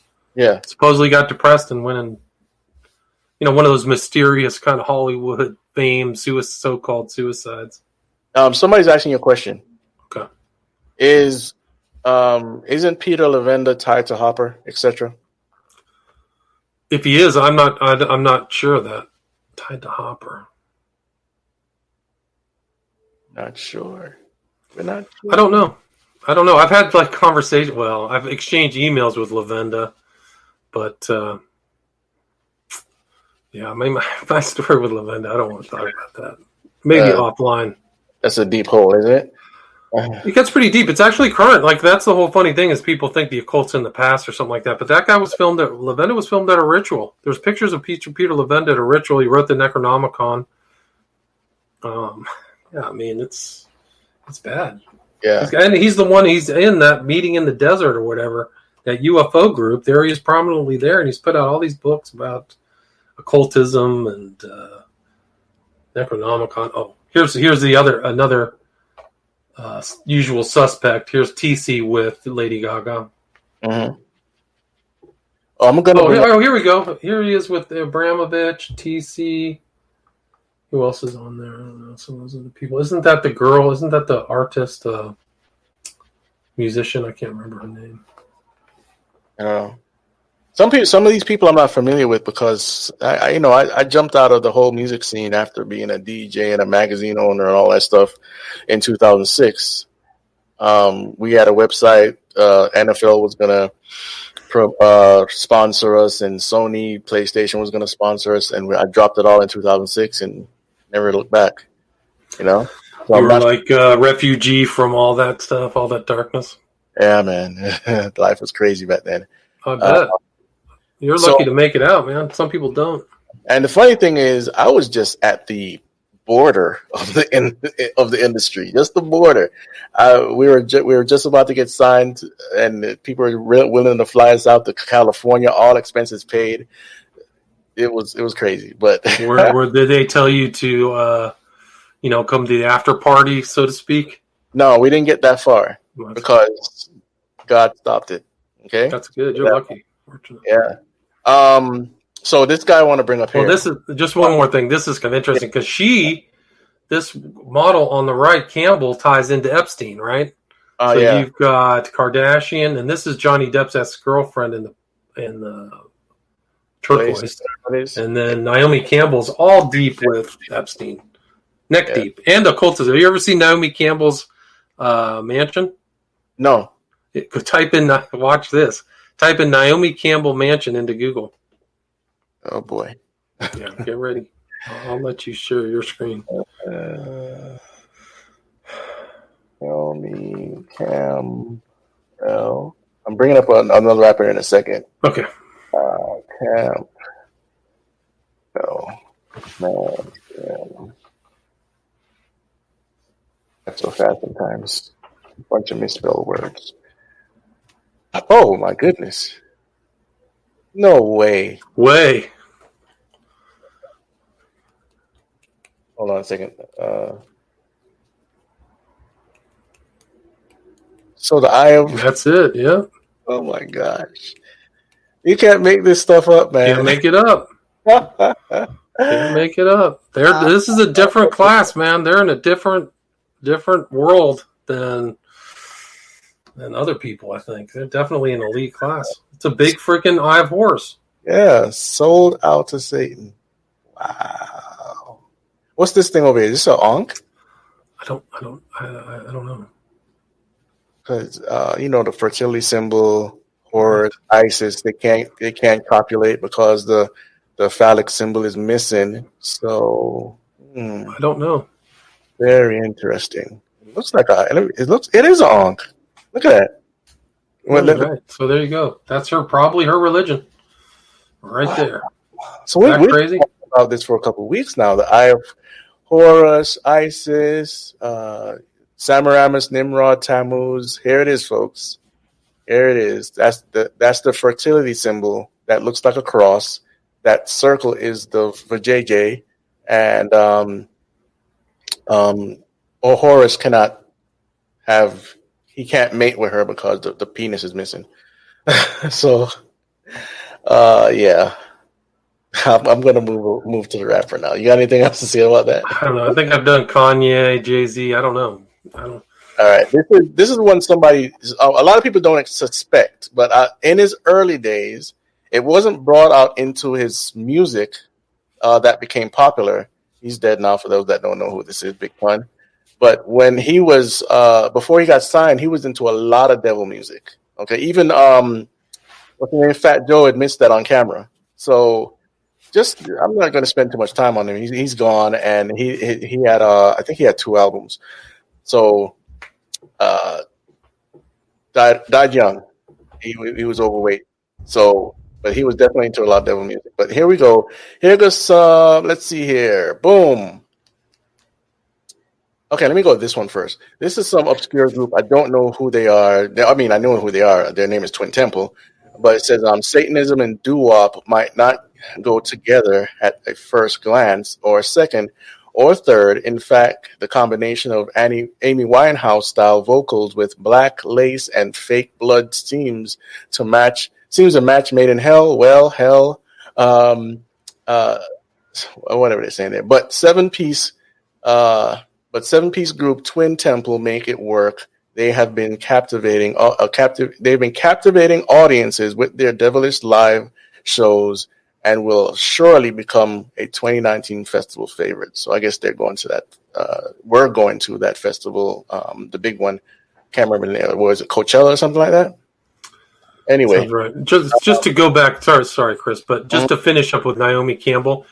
One of the Epstein stories by one of the victims is by Virginia Giuffre Roberts Giuffre, and she said she went to Naomi Campbell's birthday party in France with Epstein and Maxwell. He was arrested in jail still, right? Where they're waking up every 15 minutes. And it's confirmed because those pictures are on Mirror Co. UK website. So you can see pictures of Epstein, Campbell, Maxwell, and Giuffre all together. It's crazy. Wow. And it always gets deeper and deeper and deeper, especially with this whole Epstein stuff. What's the lady that got arrested? And she's in custody right now, and she's fearing for her life. It's Ghislaine Maxwell. Ghislaine Maxwell. They say she wakes up every 15 minutes to make sure she's alive. Or they wake her up, right? They just want to make sure she's breathing. Can you imagine if she died in custody? It would just be terrible. Oh my goodness! I mean, the fact that Epstein died in custody was terrible. But some people say he didn't die; they took him out. Well, whatever the story is, he's not giving a testimony. So, right. Well, that's important. I mean, I think these guys have to die. They have to pay. Somebody has to pay the mob to get rid of them because they just had too much information on powerful people with tons of money. And that's the group that they're in by. So I don't think Epstein killed himself at all. Oh, Very no likely way. probability. Yeah, no way. And the guy was tall, man. I mean, anyway. Did you see who they put him, who was like a cellmate, the guy who like might be one of the people who did him in? He was just a giant. He was a huge, roided up guy with big old muscles all over his neck and stuff. I can't remember his name. But he was a monster, man. He had killed he brought 4 guys into a bar and did a treatment on them, and they didn't come out alive, man. Yeah, and this so is he was going to jail for a long time. Yeah. All connected to the music industry, and more, of course. So this right here, I'm not going to spend too much time on this. I just want to show you guys that it's nothing new to the culture of hip hop. Okay.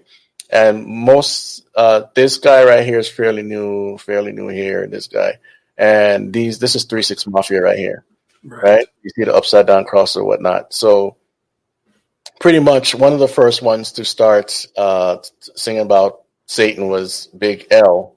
I didn't care for his music, but I cared for it less when I started hearing about the devil stuff. So it says, "On my skull, the 666, no tricks. When I catch fits, my mom picks up the crucifix, and I kill chumps for the cheapest price. I'm rolling with Satan, not Jesus Christ. Enemies, I got several done. Big L straight from hell, the mother devil's son." All right. And also, in my testimony, I mentioned Gravediggers. At the time, I was listening to a lot of Wu-Tang Clan. And Gravediggers is out of the Wu-Tang Clan, and it had, I think, 3 or 4 members. And so anyway, listening to GZA, okay, let me just cut this out for a second. Listening to GZA at night, I would go to it with my tape player. This is 1994. And I would just listen to this stuff over and over and over and over and over and over again. Go to sleep with it, get into my car, put the tape in, drive to work, come back. I'm listening to that, go to sleep again, rinse and repeat, right? And at this period, I started to go back to church, and all of a sudden, I'm starting to get held down at night. But remember, I'm a 20-something-year-old guy. I don't know what's going on, okay? And so it started to get so bad. It was pretty much from once every week to every other day, right? And I would ask church folks what's going on. At the time, I came down with a terrible fever, and I would ask church folks like, "Hey, what's going on? This is happening to me." And the only answer they gave me was I was giving the devil too much glory. I'm like, I need help here. I need answers, you know? So instead of going to humans, I went to God. And I gave a prayer, and I did not expect an answer, okay? I just went and prayed in faith. And one night I had a dream, and a Gravedigger song started playing. It was a Diary of a Mad Black Man or something like that. And the beat started, and then all of a sudden the record started skipping and skipping and skipping. Then a voice said, "It's the music that you're listening to while these things are happening." Wow. And so after that, I got a couple more demonic attacks, but the last one, I didn't see per se, I felt 2 on my arms, 2 on my legs, and in my mind's eye I saw a smoky figure come up behind my door, and no eyes, no nothing, just smoke. And all I could do was yell out the name of Jesus, and they left. That was it. And from there, I started listening to more theater music, and I didn't drop secular music altogether then, but I stayed away from what I was listening to. So yeah, that's my story. That's like a sleep paralysis story too, where people the only thing they can do is call out for the Lord, say Jesus, and then if you look at the sleep paralysis stories, they're very similar because they feel like they can't move. Something's holding on to them or sitting on their chest. They say Jesus. Right, exactly. And you hear a lot of this in the ufology community too, but I don't want to go off into that right now. Thanks for sharing that story. That's a great story. Yeah, no problem. All right. So you had Gravediggers, and then you have 3-6 Mafia, right? And they went deep. Let's see here. This is from Paul. He says, we were into horror movies and serial killers. I talk about this stuff all the time, why we need to stay away from this stuff as Christians. But, sometimes it falls on deaf ears. It's more like a character, I'd say, like Robert De Niro playing the devil in Angel Heart. Or super occult film, by the way. Right. Or Al Pacino in Devil's Advocate, another super occult film. Right. And he said that he was raised in a religious family. Every Sunday, he went with his parents to church. He still goes to this day. But 3-6 gave him the chance to explore his darker tendencies, to tell his real life story of chaos and violence through love, through his love of horror. Right. So horror always leads to dark. I mean, it's all dark. So, let's see. Satan worshiper or thug would be my profile. Wow. Read my file. This is lyrics now. I've been a mean child for a while within a mystic style. That's Paul's rap, right? And I can go on and on about that. Let me see if there's any interesting lyrics here. Okay.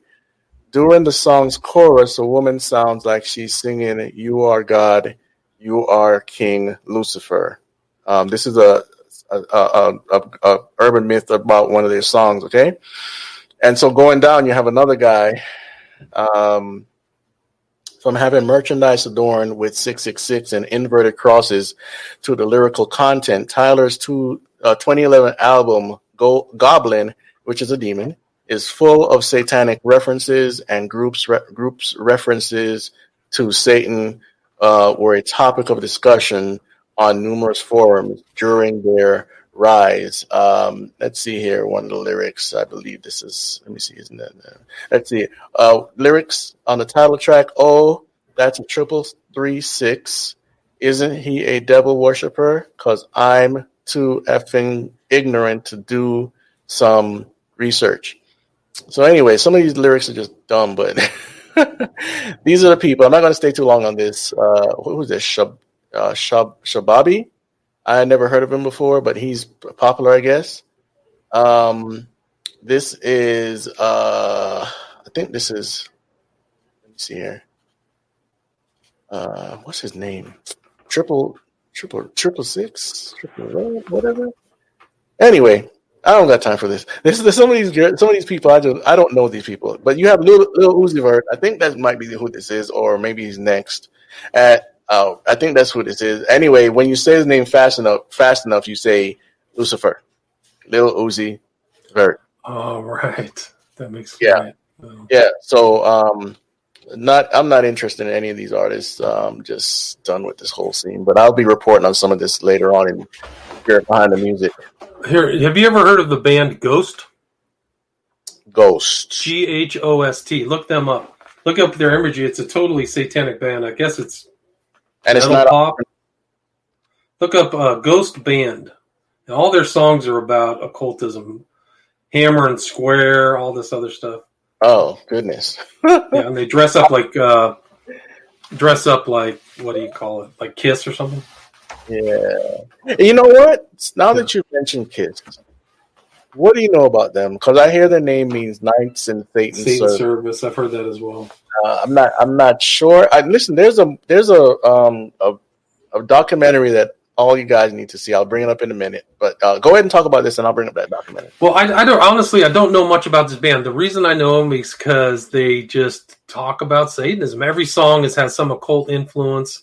Obviously, the design of their costumes and outfits and things like that, occultic, upside down cross, like you can see there.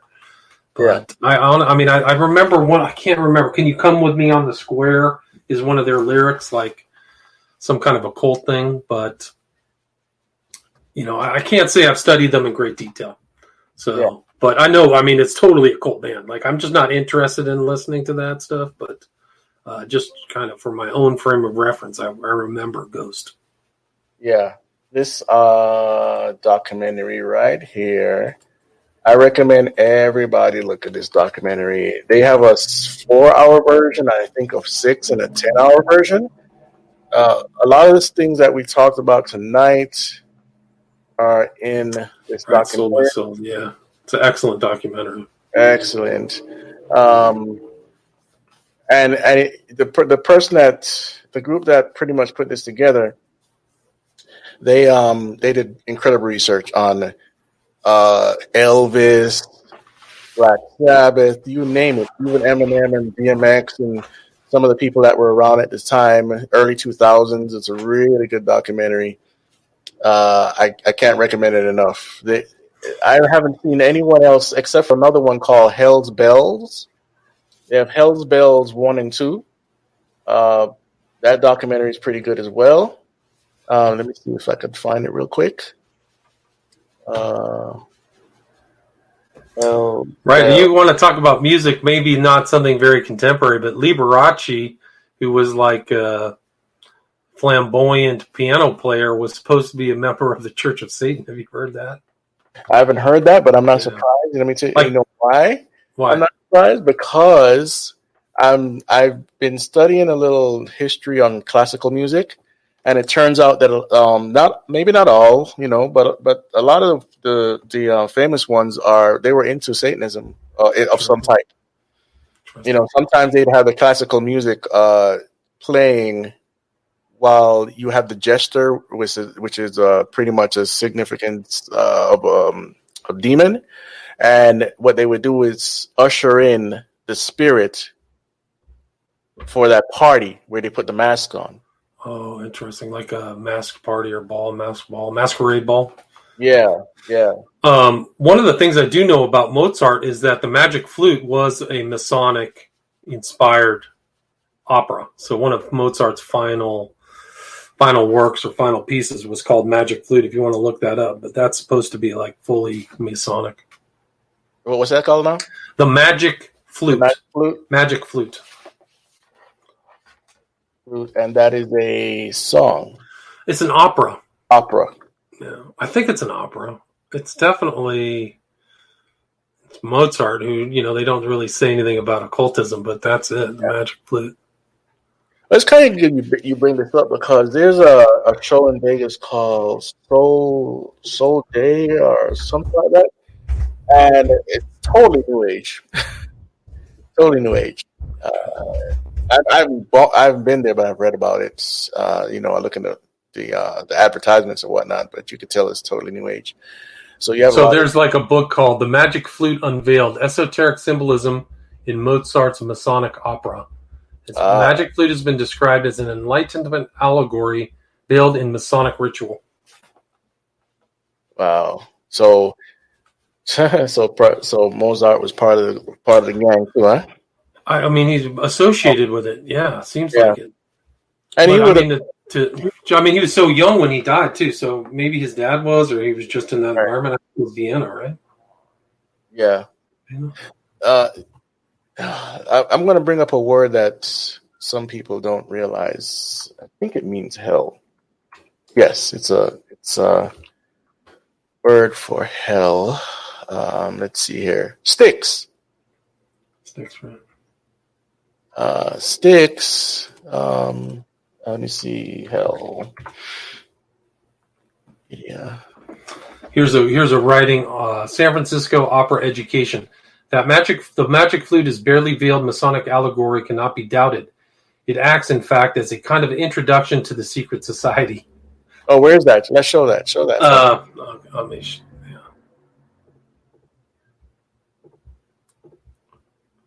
So this is SF Opera. Can you see that? Right here. Yeah, I just highlighted it. Okay. Again, it says that the magic flute is a barely veiled Masonic allegory cannot be doubted. It acts, in fact, as a kind of introduction to the secret society. Mm-hmm. The story celebrates the main themes of Masonry: good versus evil, enlightenment versus ignorance, and the virtues of knowledge, justice, wisdom, and truth. The evocation of the four elements: air, earth, fire, water. The injunction of silence in the Masonic ritual, so that you've got the whole role of silence. Where do I go? The figures of the bird, the serpent, and the padlock, as well as the rule of three, all play important roles in the plot or in the musical fabric of the opera. 3 ladies, 3 boards, 3 loud chords, the beginning of the overture. All these symbols and characteristics come from Egyptian lore and the various original texts of Masonry. Hence, the opera's libretto is set in Egypt, although many productions eschew that specification. See? Yeah, because it goes back, right? So it's not like it's always been around. We just don't talk about it on the news, I guess. Yeah, I've done a small, very small research on the classical music, but there's also a book out there about it. I can't remember the name right now, but when I do another show on music, I'll try to remember to bring that up, guys. So thank you for that. And also here's this Styx, the river Styx, right? Redirects here from the band Styx, right? Right. So in Greek mythology, Styx is a deity and a river that forms the boundary between Earth and the underworld. The river, what's that? Acheron? That's how you say that? Acheron? Yeah, Acheron. And all these other rivers. And Styx all converge at the center of the underworld on a great marsh, which sometimes is also called Styx. According to Herodotus, the river Styx originates near Phineus. Styx is also a goddess with prehistoric roots in Greek mythology as a daughter of Tethys, after whom the river is named and because of whom it had miraculous powers. So I think Stevie Nicks also had a song called Styx. Did she? I think Sounds probably. She's apparently very witchy. Yeah. Witch influenced. Yeah. So, I mean, this is all interesting, and it just shows you our culture, though. It shows you the signs of the times, the thought sets within different ethnicities, and how pretty much the neo-pagan movement starting from actually the 60s and 70s has grown It has legs, and it's actually trying to sit in front of you every single day. It's true. It's very true.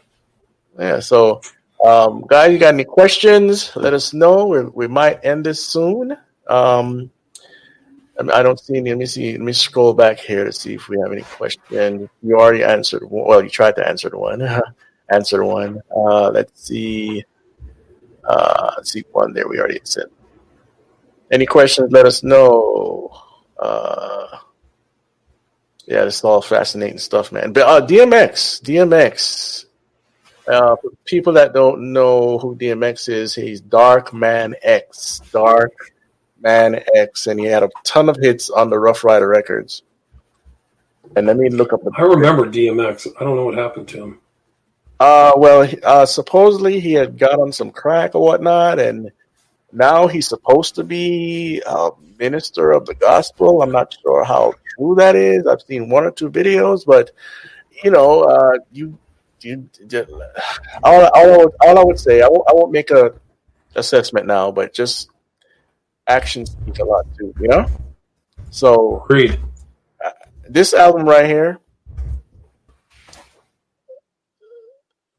Flesh of My Flesh. DMX, yeah. I wonder what happened to that guy. Yeah, he was big in mid late 90s and stuff, and early 2000s. And on this album is where he said, I can't say the lyrics in totality. Let's just put it this way. He rapped about necrophilia, and he said he had blood on his man part, and he did something with a corpse. Okay? So, if he's changed, he's changed. I guess. I don't know, right? But he's not putting out a lot of records today. But most of his stuff was pretty much, he would open prayer with prayer on his album, end with prayer sometimes, but he always, it's like he had two persona, that duality that you find in masonry and other places. Right. And pretty much you can find a lot of bad subject matter on his albums, right? I had the first one, the second one, the third one, and I had the fourth one too, but that's where I stopped. Dark Man X. So that's what that stands for, Dark Man X? Yeah. Oh, I didn't know that. That makes perfect sense. Man X, yeah. And as we go more into these programs, I'll be giving some audio snippets or whatnot, something that the people say, because a lot of people don't understand that hip hop, rap is poetry, just like any songwriting, right? And there are ways that there's a method to hide subject matter within the lyrics. If you aren't from that culture or from that hood or that certain ghetto, you won't get it because they use the slang, but within the slang, they'll cover it up by using other slang that they make up.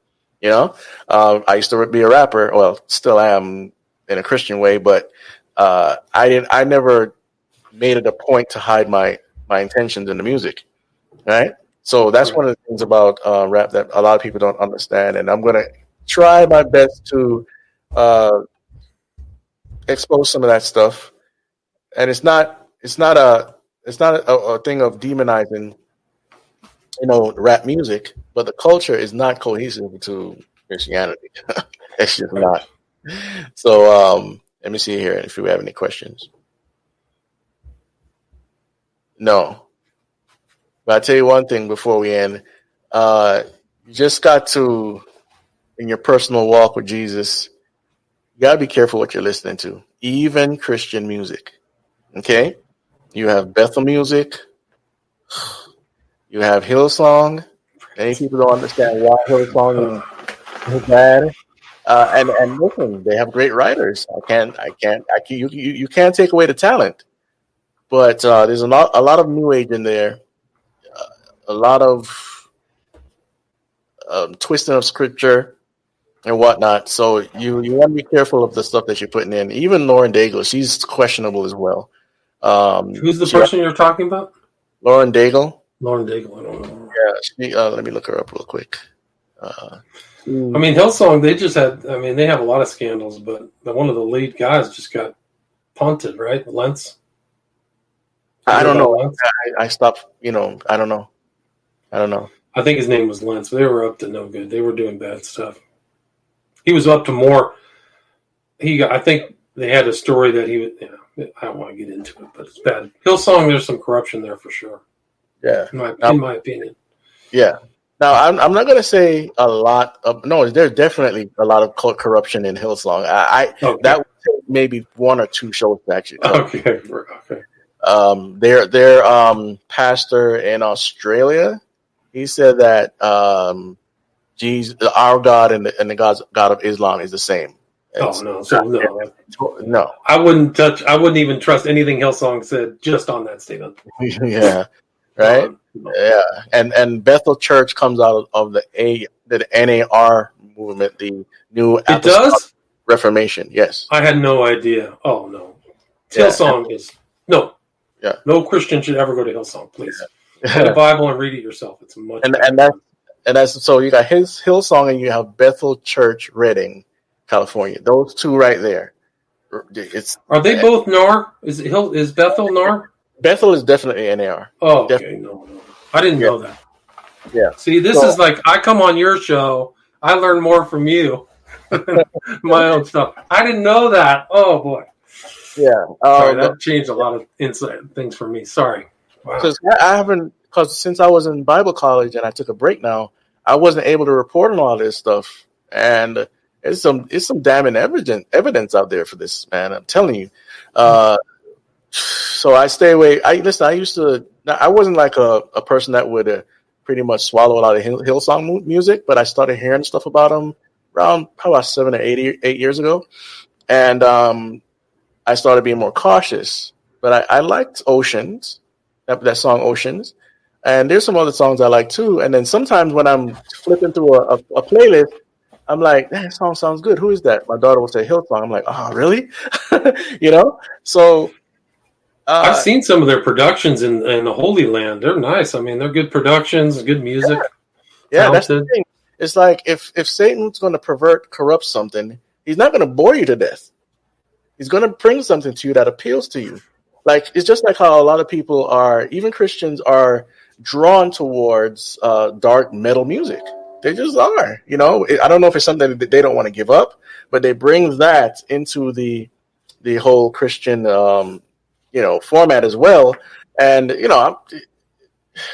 I'm not a person that's to each his own. I'm not that moral relativism person, but there's a thin line of legalism. You know what I mean? But I just think that if something is super dark, I don't think God has anything to do with that. No, I don't think so too. So this is Lauren Daigle. I'm not going to say much about her now, but one of the big things about her is she would not say that homosexuality is a sin. It's not biblical. Yeah, that's for sure. Right. And I'm hearing whispers. I cannot prove it. Okay, so I'm just going to tell you what I've heard is that she supposedly said that she's a Catholic. I don't know if that's true. I just have to search it out. So if anybody wants to search that out, you can as well. I like both of her albums, but when she started slipping and sounding more like she wants to be a friend of the world and all this stuff, then I started questioning her. And then when she made that statement on the radio program about God will have to be the judge of that, and I'm like, huh? Come on, are you reading your Bible? Are you reading your Bible? It's obvious. So people like to placate with the secular audience because they know the secular audience know why they're asking a question. So you should know why they're asking a question. And so, I think she's surrounded by people of all these different lifestyles, and so she doesn't want to upset them. And that's a problem because friend of the world is the enemy of God. That's what the Bible says. That's the truth. Yeah.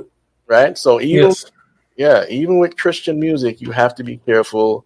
There's a lot. Okay, there was a guy, can't remember his name right now, reported on it around 2016.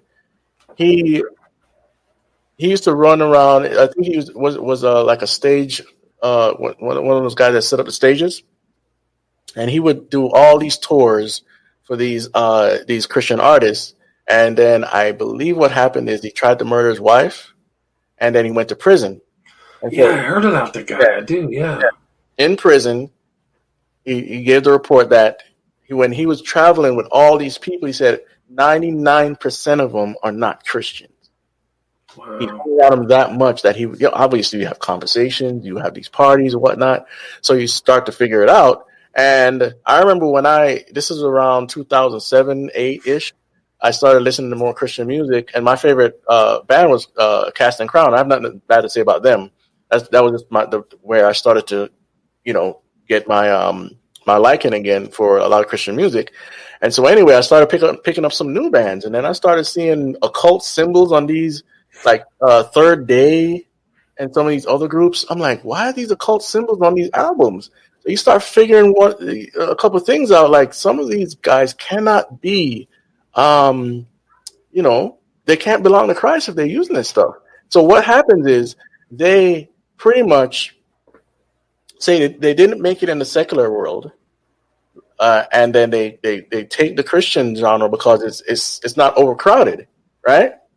And they make it there, and they make a lot of money. All you have to do is write a good song and inject Jesus here, inject Jesus there, and there you go. And that's even if they inject Jesus in it, right? Right. And they make a ton of money. And it's a good point. Didn't they just have a really prominent Christian musician just say that he didn't believe anything he was singing about? Yeah, and I can't remember his name because I never listened to him. But yes, that's a pattern. Ever since the mid 2000s, or probably even before that, these Christian artists are denouncing their faith, falling away, right? And if they ever really had it, right? Right, exactly, right, yeah. If they ever really had it, so I just want to give that clarion call, man. No, it's important. It's important. I mean, sometimes they're just, some of these Christian songs are so like sugary sweet. It's like I don't care. I'm really much more classical Christian hymns for me.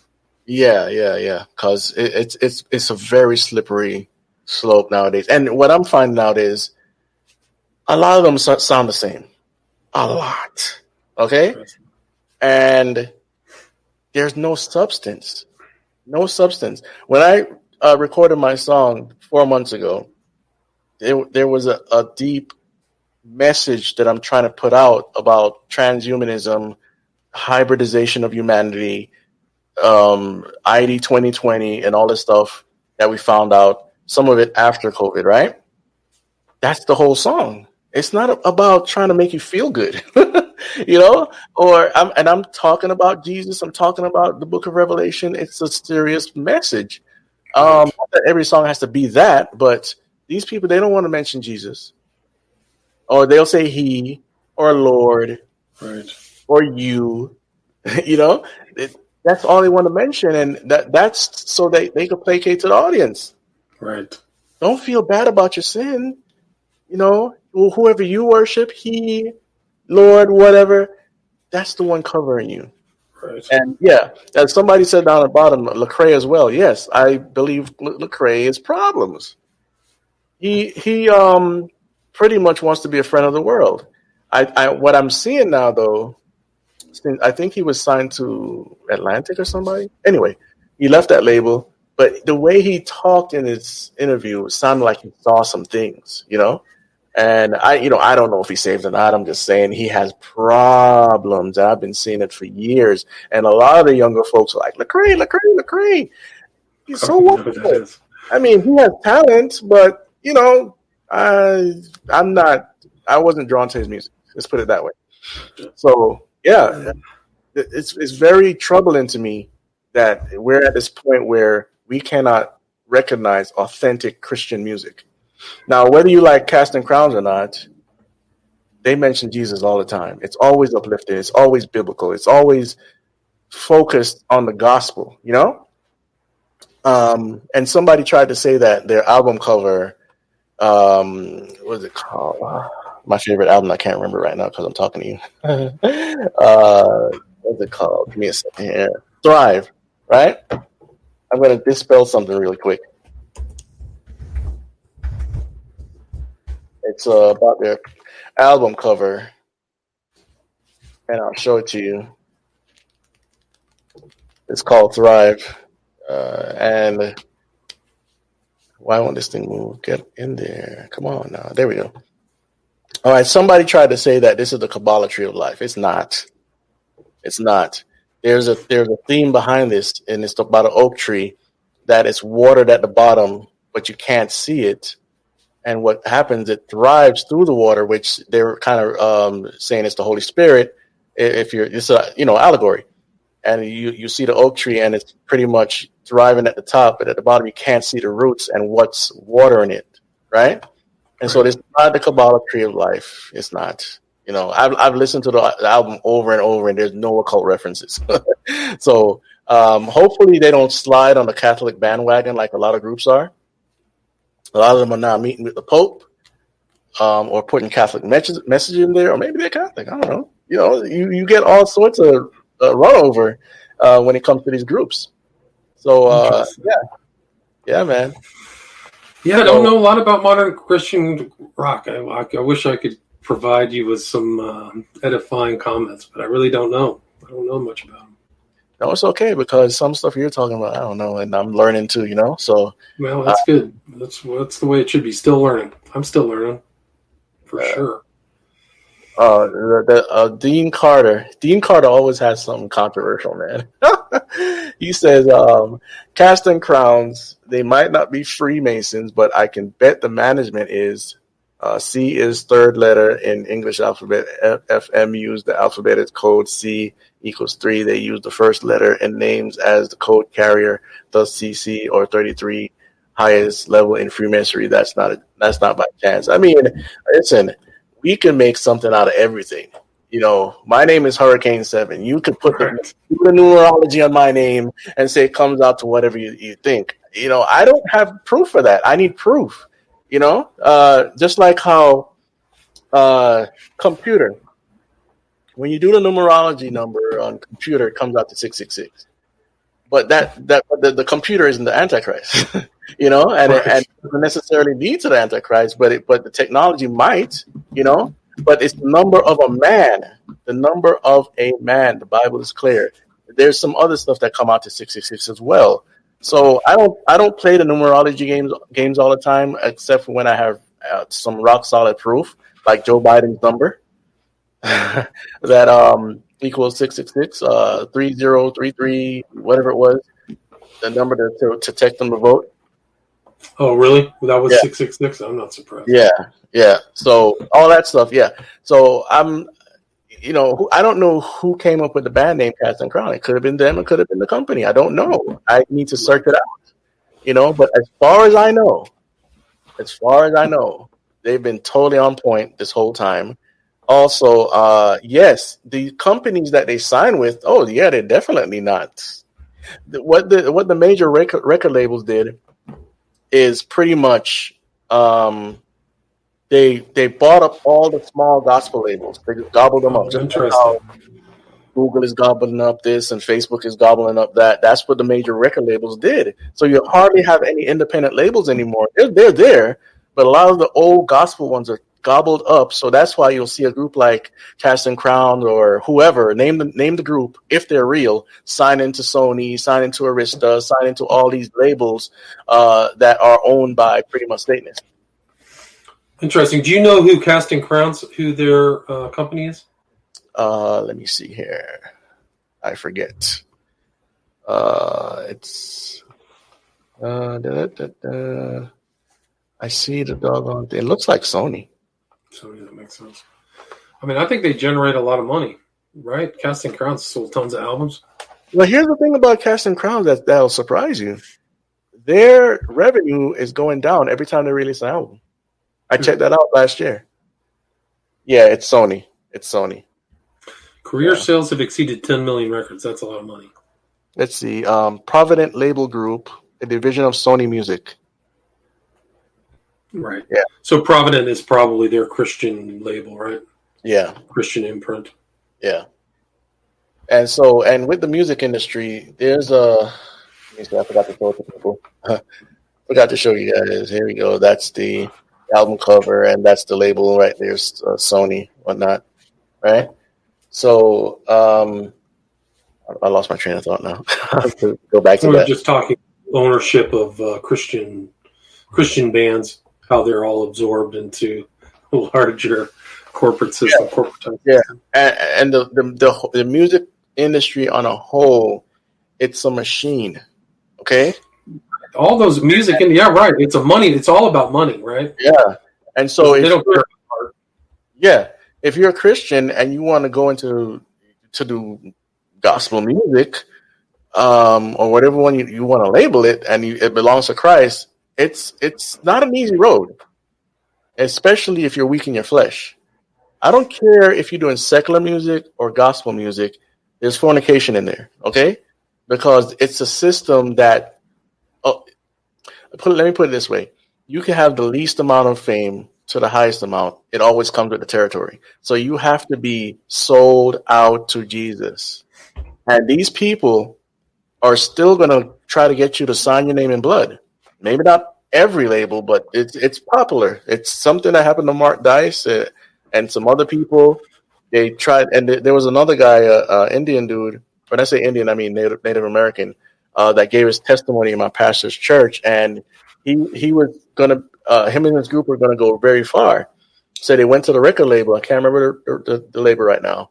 I'm not even sure if he mentioned it, but they went into a room, and it was a white room that you hear about, like from people like John Todd or whatnot, and they pretty much said, we need you to sign your name in blood, and the devil and all this stuff.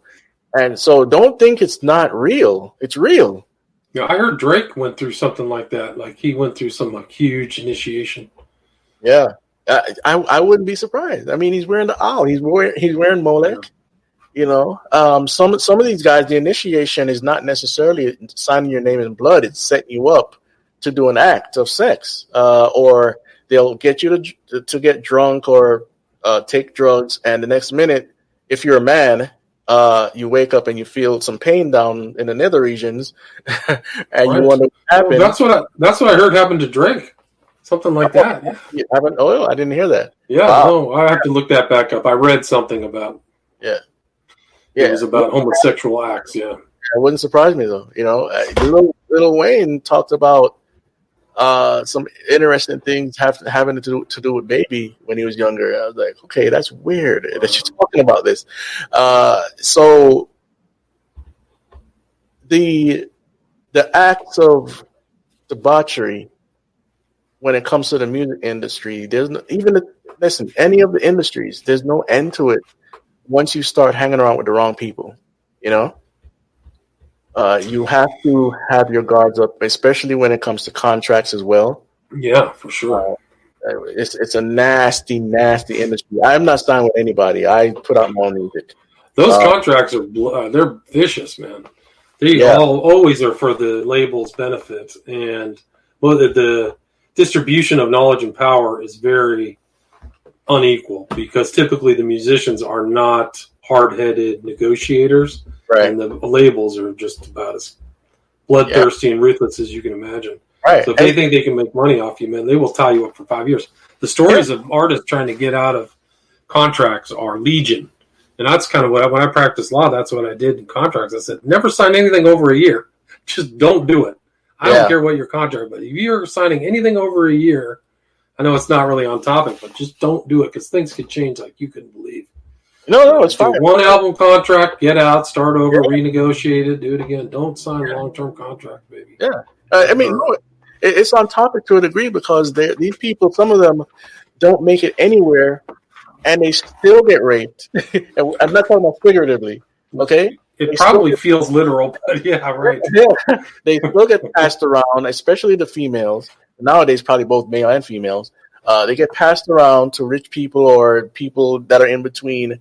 And you would be shocked at the stories that are told that happen to people that you think are right on point. And one, they don't have any money. They look like they have money, but they really don't. They've been raped probably multiple times, and stuff like that. It's a wicked, wicked industry. And most people that are going in are young and naive. They don't want to read.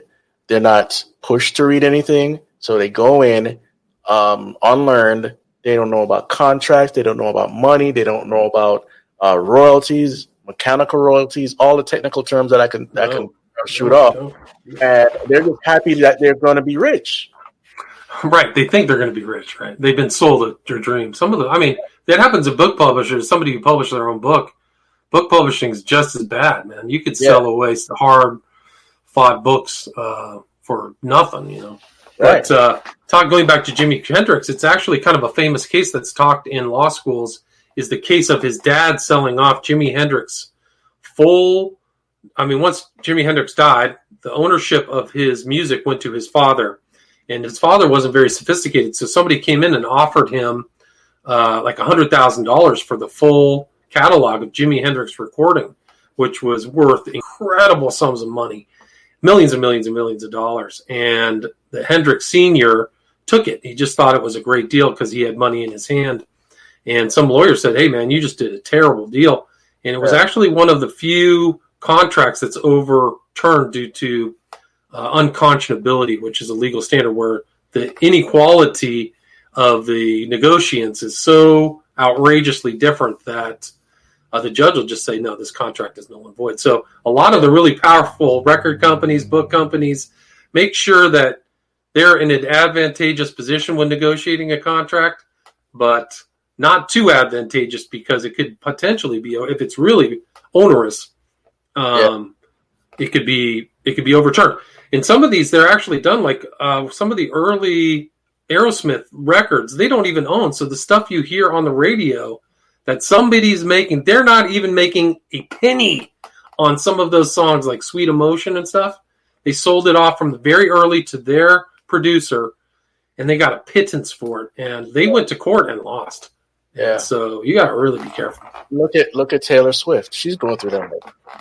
A lot of them are, man. A lot of them get terrible deals. There's just not great deals for artists. If you can sell your own stuff, do it. It's the way to go, if you can. The one particular thing, I can't necessarily prove it, but it's interesting, right?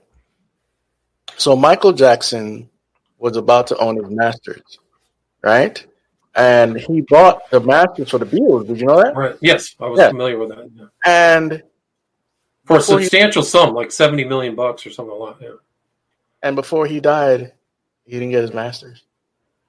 Interesting. Michael Jackson. Guess who else that happened to? I don't know. Prince, right. Prince was in fighting with his record company forever. I think he had these guys have litigation that you just never want to get involved in. If you did not sign that contract, you wouldn't be in these guys don't anticipate they could be in litigation for like 5 or 10 years. Right, yeah. And a lot of these guys that you see that are moguls in the music industry, they are straight up gangsters and flamers. Okay? Oh, interesting.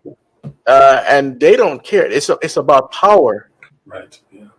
And they'll get these metrosexual looking males and have them do all sorts of stuff I just can't mention. You know? And again, what's the price for fame? It goes back to this idea of selling your soul to the devil, which is a misnomer because you can't really sell your soul to the devil if you already lost and headed to hell anyway. So the devil puts up this thing in front of you that sell your soul to me, God is not real, and all this stuff. And, these people fall for it. But some of them, going back to the original topic, the cult in the culture, in the music industry, a lot of these people already worship demons. Okay? I'll shoot out a name for you. Azalea Banks. She practices brujeria, right? And she showed on YouTube her closet, right? Yeah. We didn't even touch Lady Gaga, man. That's one of the names we're supposed to touch tonight. Lady Gaga. It's obvious what she is. And she's pals with Abramovich, right? Say that one more time. She's pals with Abramovich, right? Oh yeah, right. Yeah. And she's like a mentor to her. And she's straight up Satanist. Straight up. All the imagery, all the stuff is all occult. We touched on Beyonce, who talks about a Sasha Fierce, but she doesn't use that anymore. I don't think. but it's a spirit that comes into her. That's her words. It comes into me. Okay, so you have that. You have what's the one? The young lady that got famous about 8 years ago. I think she's from Jersey. Nicki Minaj. Nicki Minaj, right? Nicki Minaj. She, her spirit is called Roman. So we have Sasha Fierce. We have Roman. We have Rain Man. Rain Man, right? Right. So who else? I'm not sure about the one that can't speak English. I'm being facetious.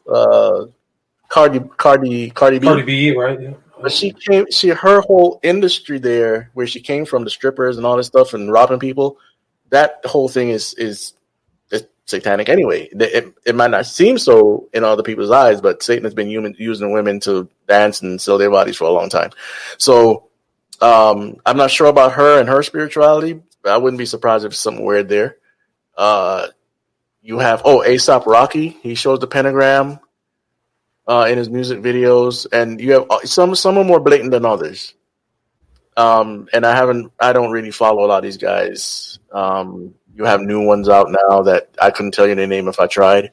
So this whole system, guys, this is what this series is about, the spirit behind the music. And we're going to go into Egyptology, more on Crowley. Somebody said me and you should do the series every week. Yeah, we should. Just to follow up, one thing we didn't mention is this guy, Peter Christopherson, that's from my first documentary about Smiley Face Killers. But he was a flat-out Crowley lover, a member of the Illuminates of Thanateros, and he was directing videos for just huge artists. Rage Against the Machine, Robert Plant, some very underground artists, but like Hanson, some funky things. But this is a hard, like literal black magician, like somebody who that was their religion, and a homosexual too, and all kinds of like coprophilia, like things you just like. But who knows what kind of deals and what relationships he had, and he did that stuff on 9 Inch Nails too. But how that negotiation, like I want that guy as my director, I want that guy as my film director. Do you know what he's doing? Like, I mean, it's just incredible. So you talk about another element of occultism, maybe not even the musician, but the people who are directing some of those videos. Yeah, that's a good point. You know what? Yeah, we need to come back and do this stuff because that's another thing that people don't realize.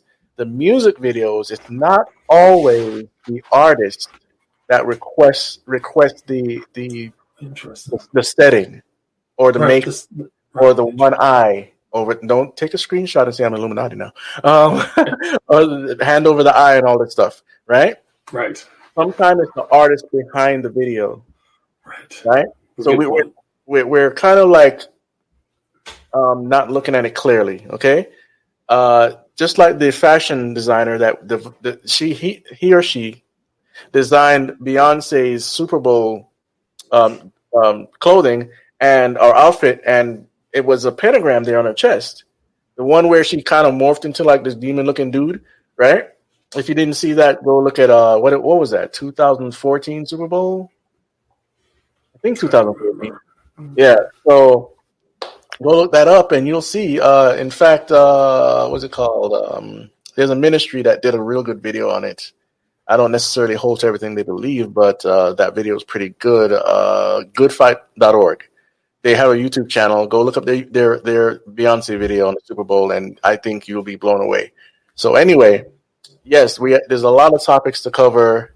All right, here's another one we forgot: is Jimmy Page and the mega occult ritual at the Olympics in China. That was incredible. Singing a whole lot of love with that other musician, female. I can't remember her name, but it was incredible.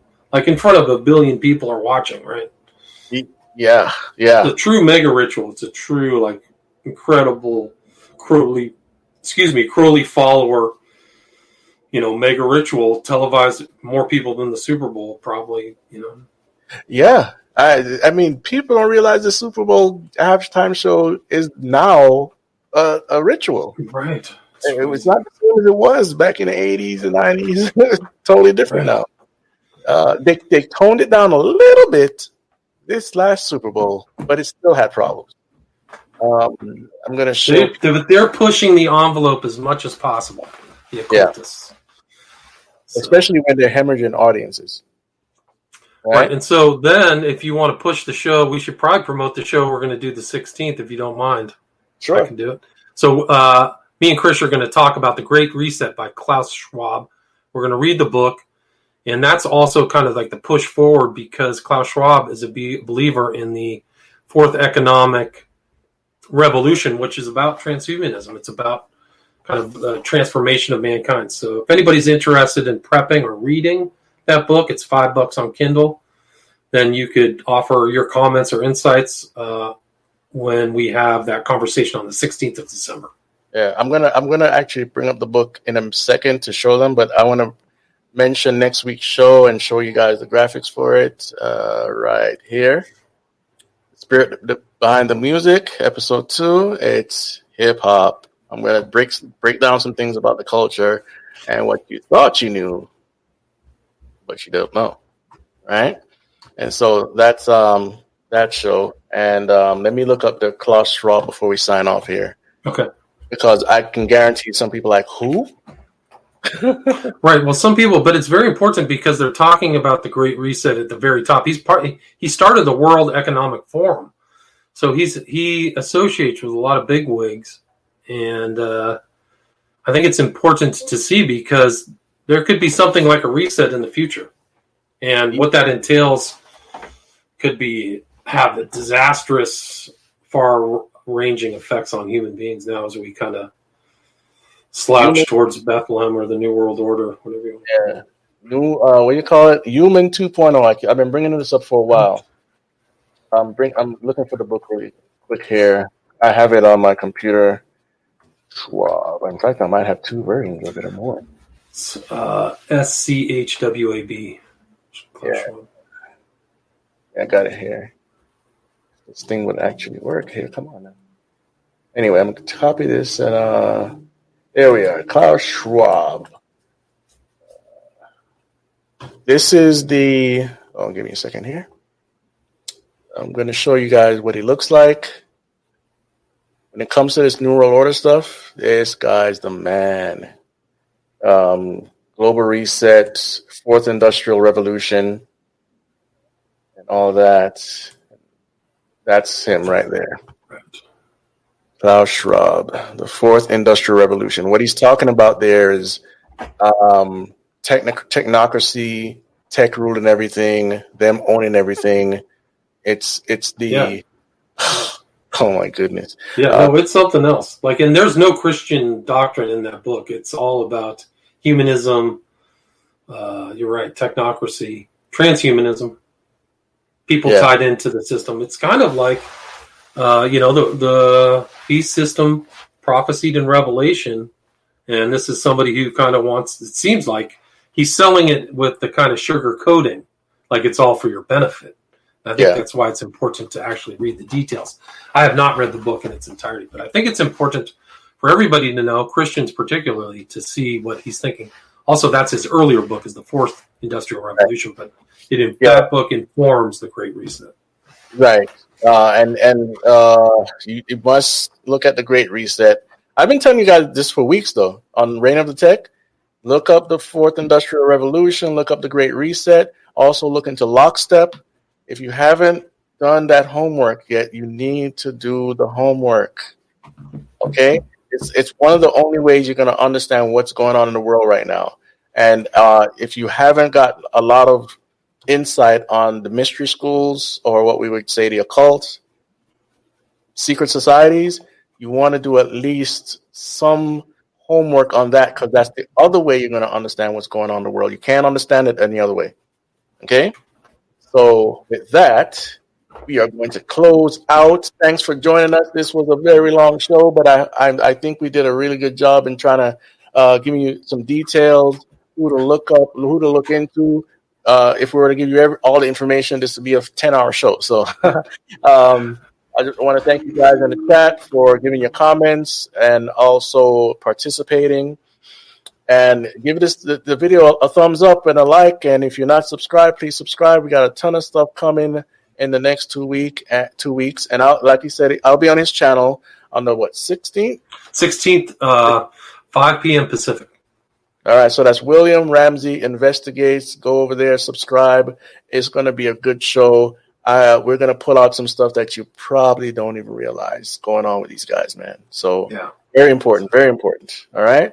So again, if you're a Christian, please spread the good news about Jesus Christ, also known as the gospel, and don't let them burn.